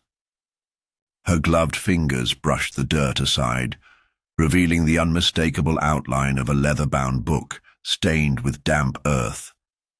It was old, and its corners were frayed, but there was something else, something that immediately struck her as important. She opened the book, her fingers grazing the yellowed pages, and a gasp of recognition escaped her lips. The markings inside were not what she had expected. Symbols, drawings, none of them made sense at first glance. Yet the more Miss Marple studied the book, the clearer it became. These were not random scratches. They were deliberate, encoded symbols. They were connected to the same markings that had appeared in Emily Crowley's home, the ones that had appeared on the door. "Constable," Miss Marple said slowly, her voice now tinged with a cold, certain edge. "This book is the key. It's no coincidence that it was buried here. Whoever is behind this wanted to keep it hidden." "Hidden?" Finch asked, bending down to inspect the book. His fingers hovered over the pages, but he dared not touch them. "But how does this tie into all of this?" Miss Marple didn't answer immediately. She stood up, looking around the garden. Her mind spun with the connections. The figure in the hallway, Mrs. Bartlett's cryptic warning, the masked figure, everything was leading her down a path she had almost missed. She had been too focused on the immediate clues, the ones that were loud and in your face. But now, looking at the book in her hands, the pieces began to slot together. This wasn't about one person. It was about a secret society, a hidden group that had been operating for years under everyone's noses. Emily Crowley had been involved, but she had found out too much. She had seen the symbols, the meetings, the connections between people who should have never known each other. She had been silenced, just like the others who had been involved with the same mystery. "Miss Marple," Finch pressed again, pulling her from her thoughts. "How does this connect to the others? What do these symbols mean?" Miss Marple didn't answer immediately. Her eyes drifted back to the inn, where the others were no doubt waiting for an explanation. The pieces had been scattered across the inn, from the odd behavior of the suspects to the cryptic remarks made in passing. It had all been there, the pattern emerging slowly but unmistakably. "I believe," she said at last, her voice quiet but certain, "that whoever is responsible for these crimes has been hiding in plain sight. This book, this is the key to understanding everything." A moment of silence stretched between them, before Finch spoke again. "So the murder of Emily Crowley wasn't random. It was calculated." Miss Marple nodded. "Precisely. And it wasn't just about money or revenge. It was about silencing something far more dangerous, a secret that could unravel everything. The murderer knew exactly what they were doing. This isn't just one crime, Constable. This is a series of carefully orchestrated events meant to bury something or someone." Finch's brow furrowed, his mind working through the implications. "So the masked man, the one we've seen in the shadows, he's part of this group?" "He's one of them," Miss Marple confirmed. "And he's been pulling the strings all along. That book was meant to remain hidden, but now it's found. Now the puzzle pieces fit." The constable's eyes narrowed in realization. "And the others? The suspects in the inn? How do they fit in?" Miss Marple's gaze shifted back to the inn, where the lights flickered softly in the windows. "They're all connected, whether they know it or not. Each one of them has a role to play, and some of them have been more involved than they realize. Mrs. Bartlett didn't just happen to be at the scene that night. She was part of the web, just like all the others." A slow, ominous understanding settled over them both. Miss Marple stood tall, her resolve strengthening. This was never just about one murder, Constable. Emily Crowley's death was just the beginning. Someone has been working very hard to bury the truth, to make sure it stays buried. But they underestimated one thing. Finch looked at her, waiting for her to continue. They underestimated me, Miss Marple said quietly. And now the pattern is clear. It's time to bring it all into the light. As she turned to head back toward the inn, a new, unsettling thought struck her. The danger wasn't just about discovering the killer. It was about who would stop at nothing to keep the truth from emerging, who would kill again if they had to. And Miss Marple had no intention of letting them succeed. The game was on, and she had just figured out the rules as Miss Marple and Finch made their way back into the inn. The air had shifted. The fog outside had thickened, and the lights inside seemed dimmer, as though the house itself was holding its breath. The other guests were gathered around the fireplace, but the unease in the room was palpable. Their eyes followed Miss Marple as she entered, some of them almost nervously averting their gaze. She paused in the doorway, scanning the room, her mind already putting the final pieces together. This wasn't just a matter of finding the killer. It was about understanding why they had gone to such extreme lengths to hide their actions. The symbols in the book, the masked figure, the lies from the suspects, everything was part of a much deeper psychological puzzle. And Miss Marple had just begun to understand its true nature. Finch stepped forward, his voice low but urgent. "Miss Marple, I've been thinking. If this is all connected to something much bigger, we need to understand the person behind it all, their motive." She nodded, her gaze fixed on the faces of the people in the room. They all had their secrets. That much was clear. But it wasn't just their actions that Miss Marple had to unravel. It was their minds, their motivations, their fears. Only then could the full scope of this mystery be revealed. "I think we've overlooked something," she said quietly, but firmly. "We've been focused on the outward actions, the masked figure, the cryptic symbols, but the true motive behind all of this is much more personal. It's psychological." Finch's brow furrowed. "Psychological?" Miss Marple turned to face him fully, her eyes sharp. "Yes, the person behind these crimes isn't just after power, money, or revenge. No, this is about control. This is someone who has been carefully orchestrating events, pulling strings, manipulating people to achieve something far deeper, something that reaches into the very core of their own psyche." The room grew quiet as the others listened, though none dared interrupt. Miss Marple's voice was soft, but it carried an undeniable weight. She continued, "This isn't about greed or revenge in the typical sense. The murderer, whoever they are, has been playing a much longer game. This was about keeping a carefully constructed narrative intact." "Keeping a narrative intact," Finch repeated, clearly puzzled.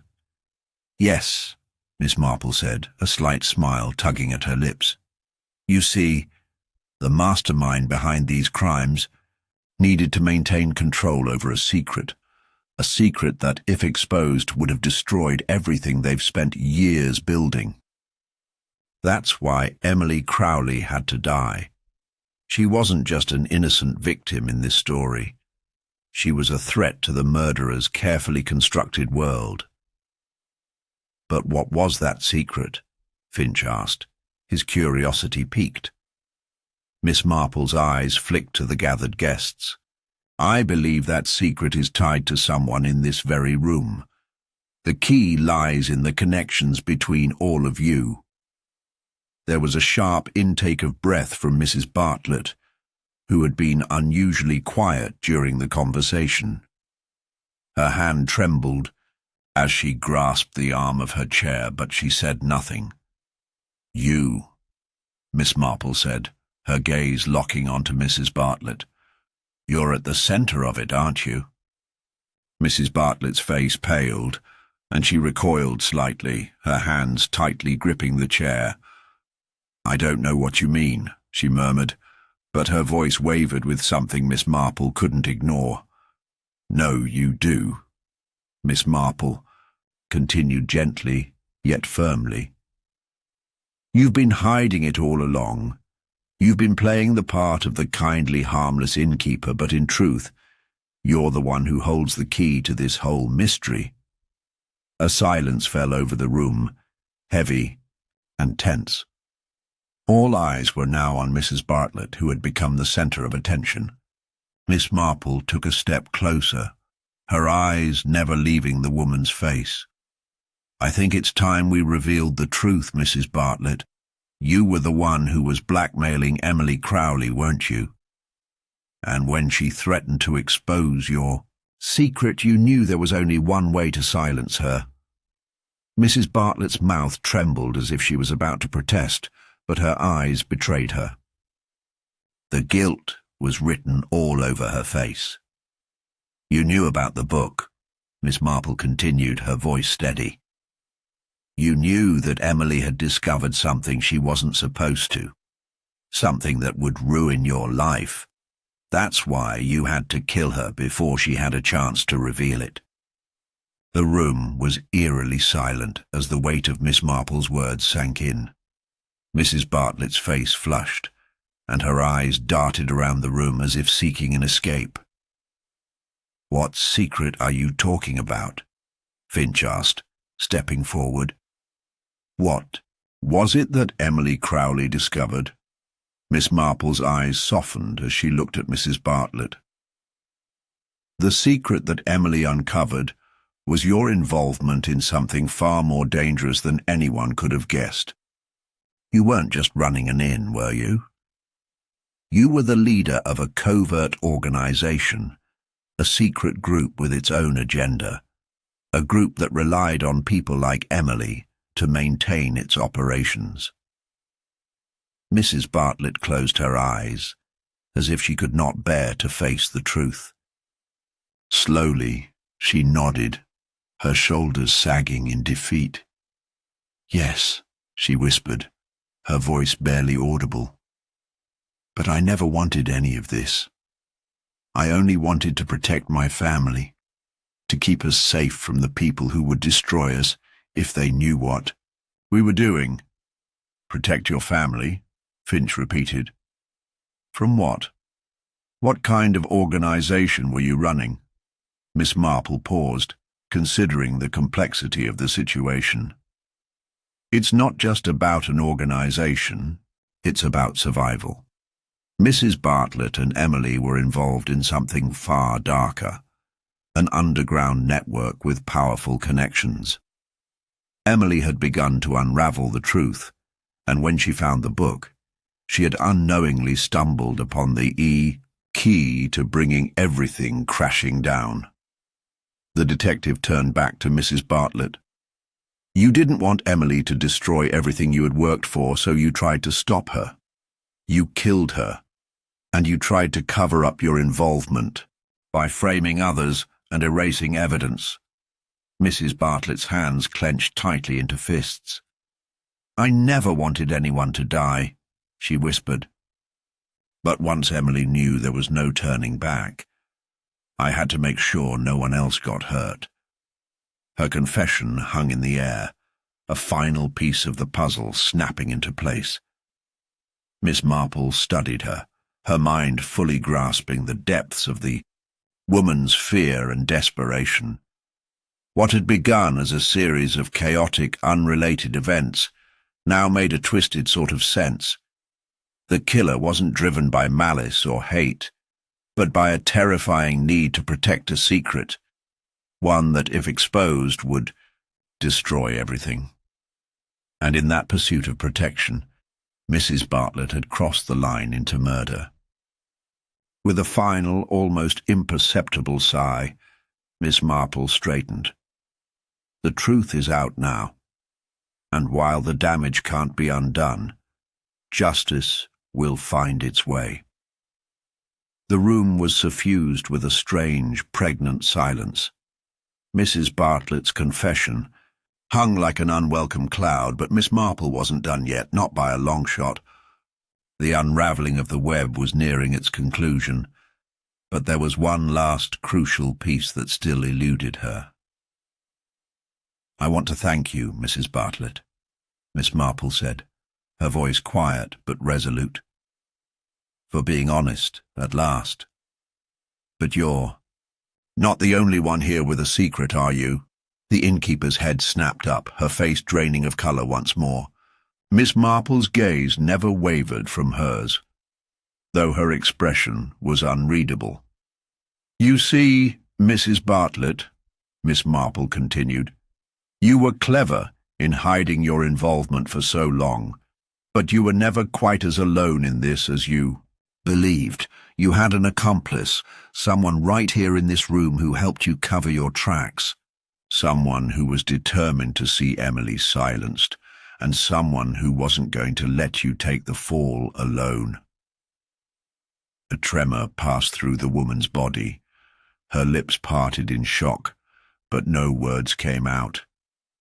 Miss Marple pressed on, her voice unwavering. "I've been looking at the patterns, the connections between all of you, and there was one person who always seemed just a little too eager to deflect attention, a little too invested in keeping the investigation at arm's length.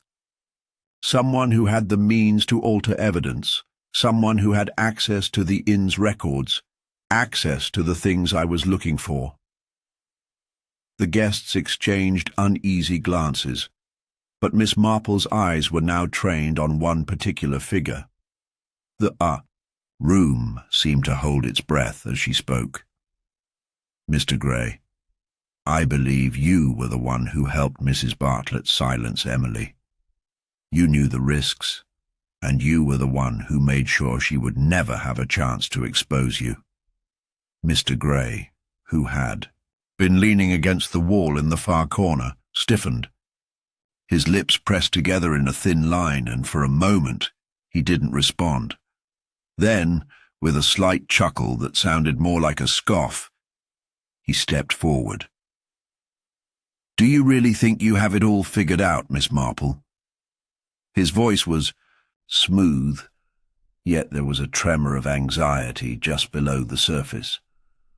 "You've been playing at this game for a long time, but sometimes even the keenest of eyes can miss what's right in front of them." Miss Marple didn't flinch.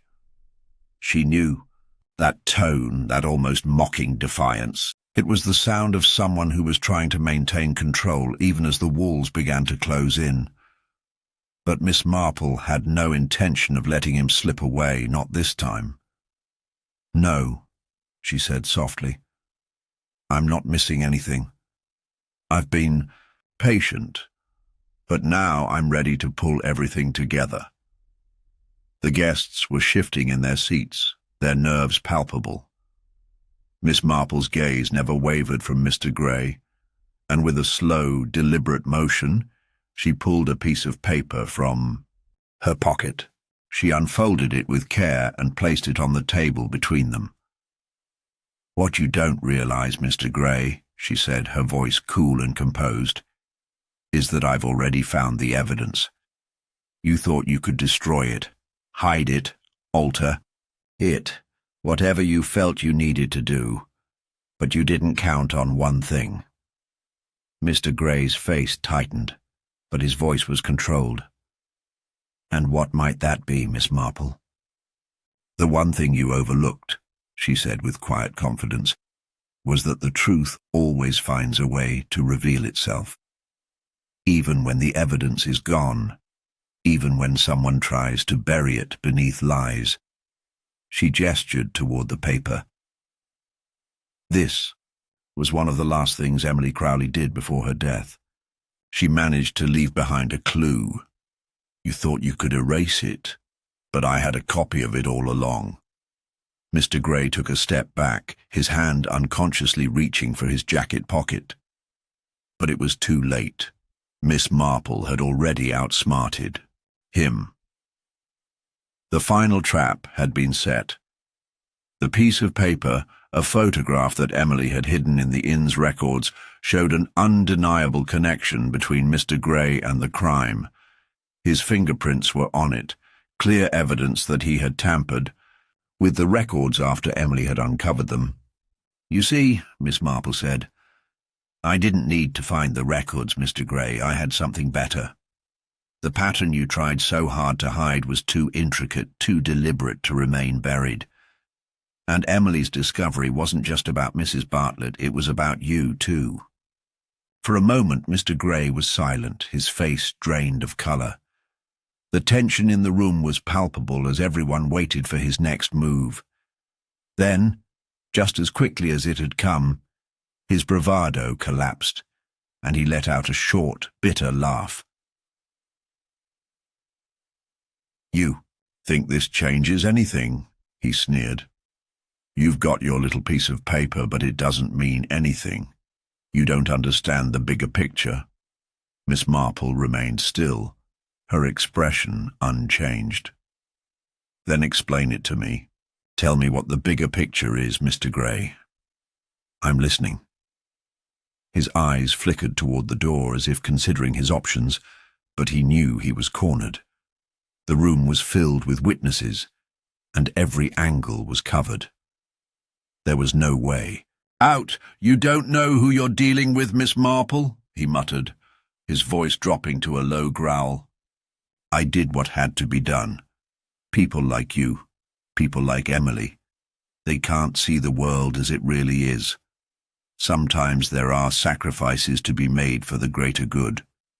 You're just too naive to understand." Miss Marple's gaze softened, but there was no pity in her eyes.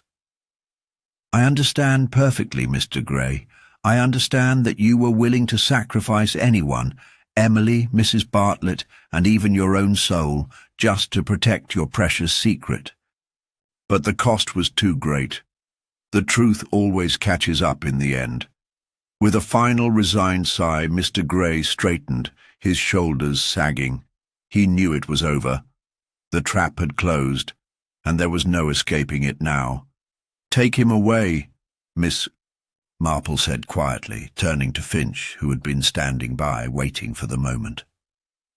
The officers who had been standing guard in the hallway stepped forward, and Mr. Gray made no attempt to resist as they handcuffed him.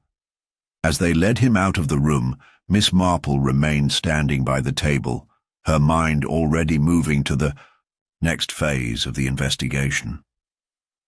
The mystery had been solved, but something told her that this wouldn't be the last time she'd be drawn into a case like this. The patterns of human nature, greed, deception, fear, were as persistent as ever, and she would always be ready to see them through. As the officers led Mr. Gray away, the sense of closure seemed almost tangible. The room, once filled with the buzzing tension of suspicion and deceit, had quieted. The guests, their faces pale with relief, began to shift in their seats, muttering among themselves. The innkeeper, Mrs. Bartlett, remained seated, her hands trembling in her lap. She had been broken, her role in the crime revealed, and yet Miss Marple couldn't shake the lingering feeling that something was amiss.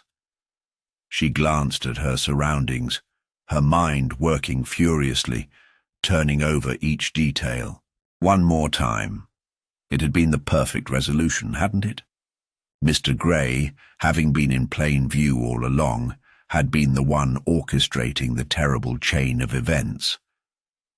But there was a twist she hadn't anticipated.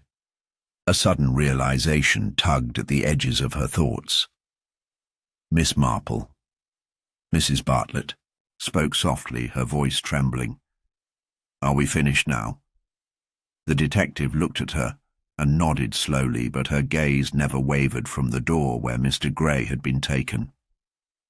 There was something she couldn't explain, something that didn't feel right. "I believe we are," Miss Marple said carefully, "but I can't help but wonder if we've missed something." Finch, who had been silently observing the proceedings, raised an eyebrow. "Miss Marple, I'm not sure what else there is to uncover. We have the confession, the evidence, the motives. It seems clear now that Mr. Gray was behind it all." "Yes, it does seem clear, doesn't it?" Miss Marple said, her voice measured, though there was an edge of doubt in it. "But sometimes clarity is an illusion, Inspector." The room fell, silent as Finch regarded her with a mixture of curiosity and skepticism. Mrs. Bartlett shifted uncomfortably in her chair, as if she too could sense that something deeper lay beneath the surface of the case. Miss Marple leaned forward, her eyes narrowing as she thought back over the events. "You see, Finch," she said quietly, "I've been wondering why Mr. Gray, so determined to keep his involvement hidden, was so quick to act when confronted. He didn't attempt to run or resist. He didn't even try to bargain. Most guilty men would fight to stay out of prison, but not him." Finch's face creased in confusion. "What are you suggesting? You think he's innocent?" Miss Marple's gaze flickered briefly to the door, then back to him. "I'm suggesting that perhaps the truth is more elusive than we realize. It's not about what Gray did or didn't do. It's about what happened before." The room was still, the weight of her words sinking in. Miss Marple stood and paced a few steps, lost in thought. "Think about it. Mrs. Bartlett may have been a willing accomplice, but her motives weren't as simple as they appeared. Gray's attempt to cover up his crime wasn't entirely a matter of self-preservation. If we take a step back, look at the whole picture once more, we see the connections we missed, those subtle threads that tie everything together. And there's one thing I still don't understand." She turned sharply, facing the guests now, her eyes intense. "Why would a man like Gray, with so much to lose, leave behind the photograph, the one that tied him directly to the crime, on the table?" It was almost as if he wanted us to find it. There was a pause as the weight of her statement settled in. Mrs. Bartlett's face grew paler still, her lips trembling. "But that's impossible," she whispered. "He must have known." "No," Miss Marple said gently but firmly. "He couldn't have known, and therein lies the twist." The detective's mind raced. She stepped toward the fireplace, running a finger along its edge, her eyes scanning every inch of the room. Something felt off, but she couldn't quite put her finger on it. Then, her gaze landed on a small, inconspicuous detail. Something so seemingly trivial that it had eluded her earlier.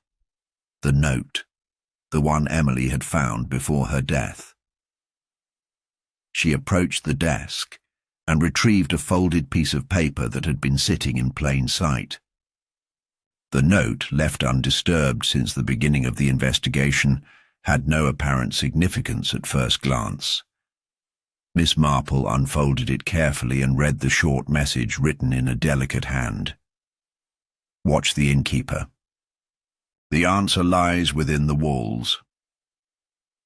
Miss Marple's heart skipped a beat. She turned to Mrs. Bartlett, her expression cool yet penetrating. "You see, Mrs. Bartlett, I believe Emily knew what you were hiding. She had discovered something long before her death, something that made you a target. But the message Emily left wasn't just for me. It was for you, wasn't it?" The innkeeper's eyes widened, and she began to tremble. What do you mean?"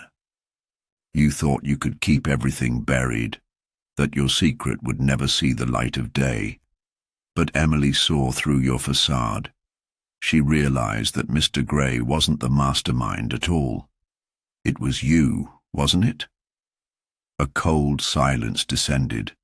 As Mrs. Bartlett's lips quivered, for a moment she said nothing, her expression crumbling. Then, in a low whisper, she finally spoke. "You don't understand. I didn't want to kill anyone, but I had no choice." The words hung in the air, and Miss Marple listened intently. "You see, Mr. Gray was the one who had the power. He had made me do it. But the truth is, I was trying to protect my daughter. She didn't deserve to be dragged into this. Not after everything we've been through." Mrs. Bartlett's eyes glistened with unshed tears, her voice breaking. "I had no idea what I was getting into when I agreed to help him, but once it was too late, I couldn't stop." The revelation sent shockwaves through the room. Finch's eyes narrowed in disbelief. Mrs. Bartlett's story was almost too tragic to comprehend. The detective's mind, however, was already piecing together the fragments of a far more complex puzzle than they had initially realized. Miss Marple was once again confronted by a web of motives far deeper than anyone had imagined. As she turned back to Mrs. Bartlett, the weight of the truth hit her like a stone. The real mastermind, Mrs. Bartlett, wasn't just protecting herself. She was protecting her daughter. Mrs. Bartlett's tears fell freely now. "I had to protect her. I didn't want anyone to know. I didn't want her to be a part of this dark world I'd become entangled in."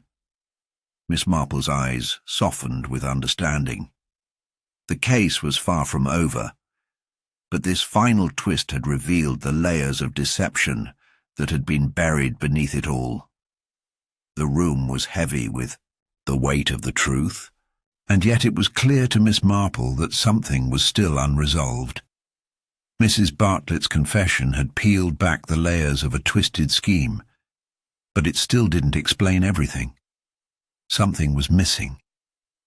The innkeeper's tearful admission did little to lighten the oppressive atmosphere that had descended upon the guests. They all stood motionless, waiting for Miss Marple to piece together the final threads of the puzzle. "I don't understand," Finch muttered, still reeling from the shock of Mrs. Bartlett's involvement. "She was the one pulling the strings all along?" "Not entirely," Miss Marple replied, her voice calm but sharp. "She was merely the instrument used by someone far more dangerous. The question is, who?" Finch looked at her in confusion, his brow furrowing. "But Gray, he was the one who orchestrated everything. He confessed to it all." "And that was his mistake," Miss Marple said, her eyes narrowing with determination. "Gray's confession, however convincing, was part of the illusion he created. He played his role to perfection. But behind that mask, he wasn't the real mastermind." She paused, letting her words sink in as Mrs. Bartlett, still on the verge of breaking down, looked helplessly at the detective. Her earlier resolve seemed to crumble with every passing second. She had confessed, but it was clear now that the real puppet master remained hidden, manipulating everything from the shadows. Miss Marple turned toward the others in the room. "The key to this entire case," she continued, "was a small, overlooked detail, the photograph. When Emily found it, she began piecing together the fragments that no one else could see.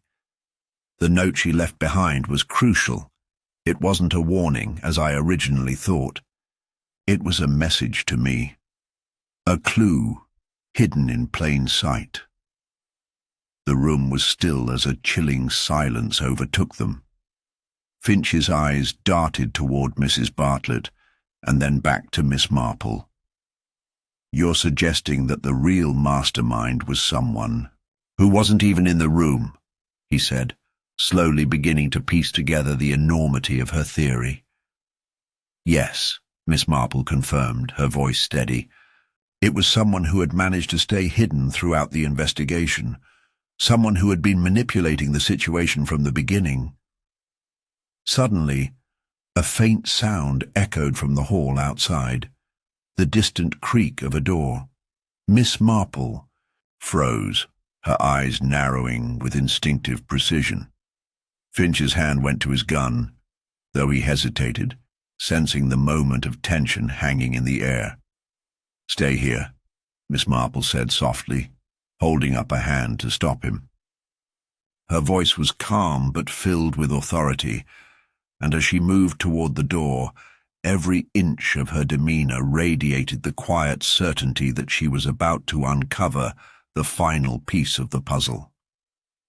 The door creaked open, and there, standing just beyond the threshold, was a familiar face, one that should have been long gone. It was the figure that no one had expected. Emily's father, the missing man, the one whose name had been whispered in the darkest corners of the inn.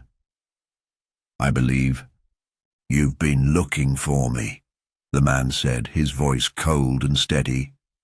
Miss Marple's lips curled into a small, knowing smile. "And it appears, Mr. Collingwood, that you've been hiding in plain sight all along."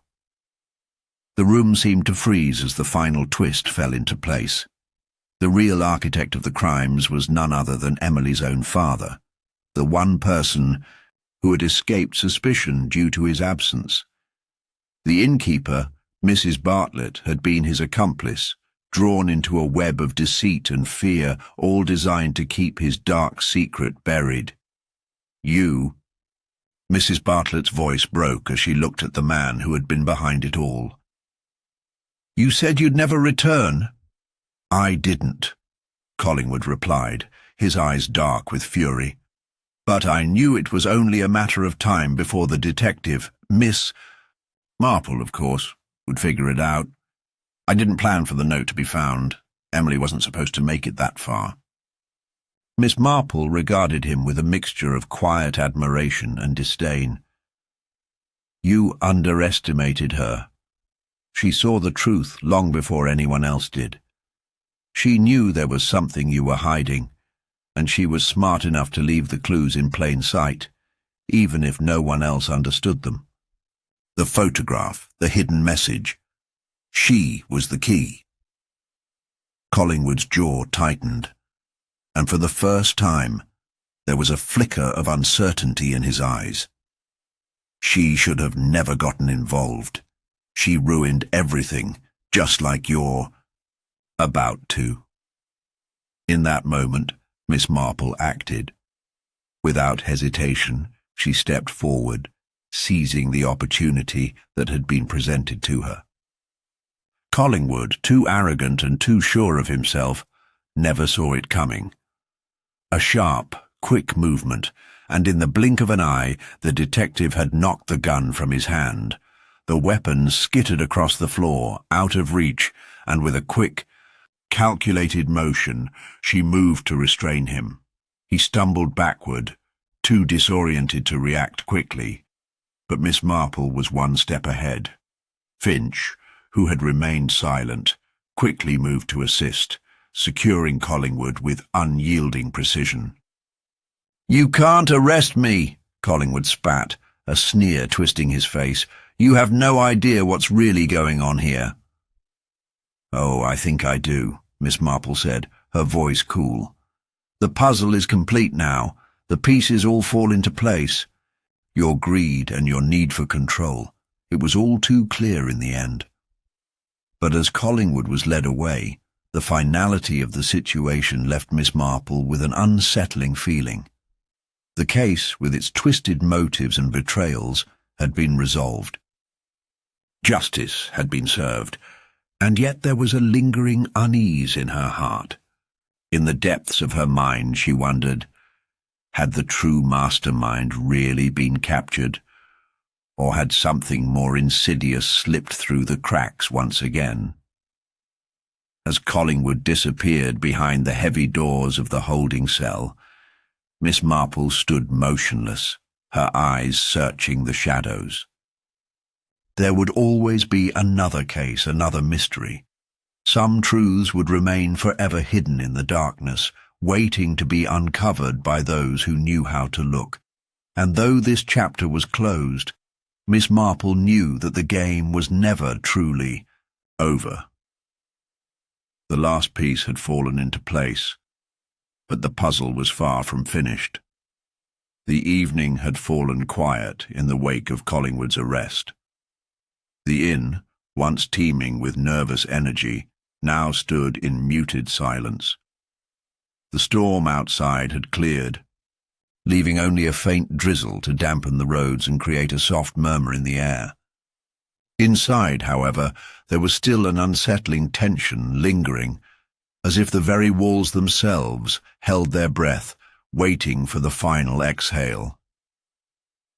Miss Marple, her thoughts racing in the silence, stepped outside for a breath of fresh air. Finch followed closely behind, his expression tired but satisfied. Though the case had been solved, there was an emptiness in the air, a sense of things left unsaid. "You were right all along," Finch muttered, glancing over at her. Collingwood had been pulling the strings from the very beginning. How did— "You see it?" Miss Marple smiled softly, though there was a hint of sadness in her eyes. "It's never about seeing the obvious, Inspector. It's always about noticing what others miss, what they ignore or refuse to confront. A person like Collingwood couldn't stay in the shadows forever. His need for control was far too consuming." Finch nodded, his brow still furrowed. "But what now? Is that really the end of it?" Miss Marple took a deep breath, glancing up at the sky where the last remnants of storm clouds were parting. "I suspect, Inspector, that the story never truly ends. Not in matters like these." Her words hung in the air as they walked in silence toward the edge of the grounds. The evening was peaceful now, but something about the calm seemed off. It felt like the eye of the storm. The faintest hint of an unknown threat lingered, and Miss Marple could sense it more acutely than ever before. As they approached the old garden path where Emily had first discovered the photograph, Miss Marple's eyes caught a glimmer of something half buried in the overgrown ivy. She bent down, brushing aside the damp leaves to reveal a small object, a crumpled, weathered envelope. "Inspector," Miss Marple said quietly, holding the envelope. "Out to him. I think we may have missed something." Finch took the envelope, his fingers brushing the surface as though afraid to disturb whatever secrets it might hold. His eyes widened as he carefully peeled it open. Inside was a single piece of paper, stained with what looked like a tear of ink. But the message was clear. It's not over. The game has only just begun. A chill ran down Miss Marple's spine as she read the words aloud. Finch, still holding the letter, looked at her, his confusion mirroring the tension creeping back into the air. "This doesn't make any sense," he muttered. "Collingwood's in custody. We've got all the evidence. This should be finished." "Ah, but that's where you're wrong, Inspector," Miss Marple said, her voice growing serious. "It's never really over. Someone else is still out there. Someone who's been watching the whole time, biding their moment." Finch stared at the cryptic note, a growing sense of dread filling him.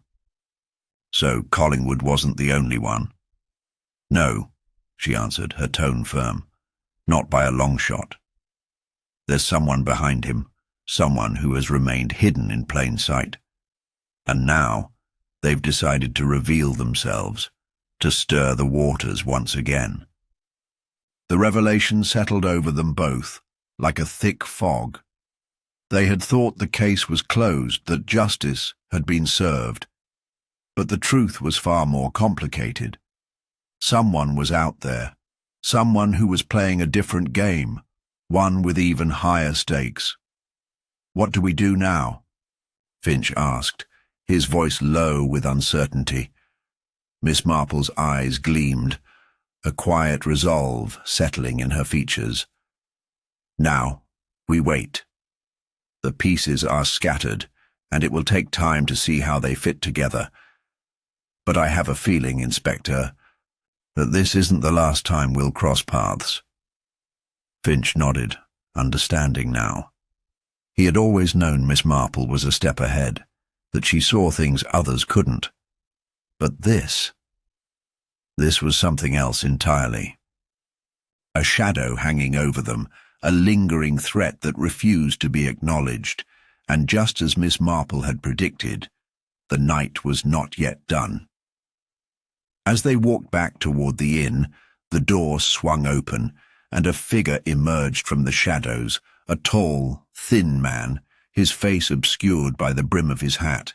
He didn't speak a word, but held up a small object in his hand, a token, one that Miss Marple had seen before, tucked away in a box hidden deep in the corner of her mind. It was an old coin, polished smooth by years of wear. The man disappeared, back into the darkened night before either of them could react. But the coin remained in the air, a symbol, a message. Finch turned to Miss Marple, his eyes wide with disbelief. "Who was that?" "I don't know yet," Miss Marple said quietly, her expression unreadable. "But I will."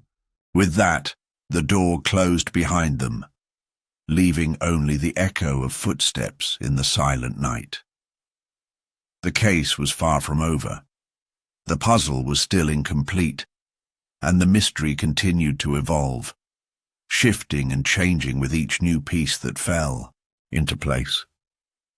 Miss Marple's mind was already turning, working through the possibilities. She had a sense, an intuition that told her this was only the beginning. The shadows had once again begun to move, and it would only be a matter of time before they revealed their next move. But for now, she stood at the precipice of something much larger than she had anticipated, a new chapter waiting to unfold. And as she turned back toward the inn, the faintest whisper of an answer passed through her mind. A name, a connection. It was already clear. The game wasn't over. Not yet. Not by a long shot.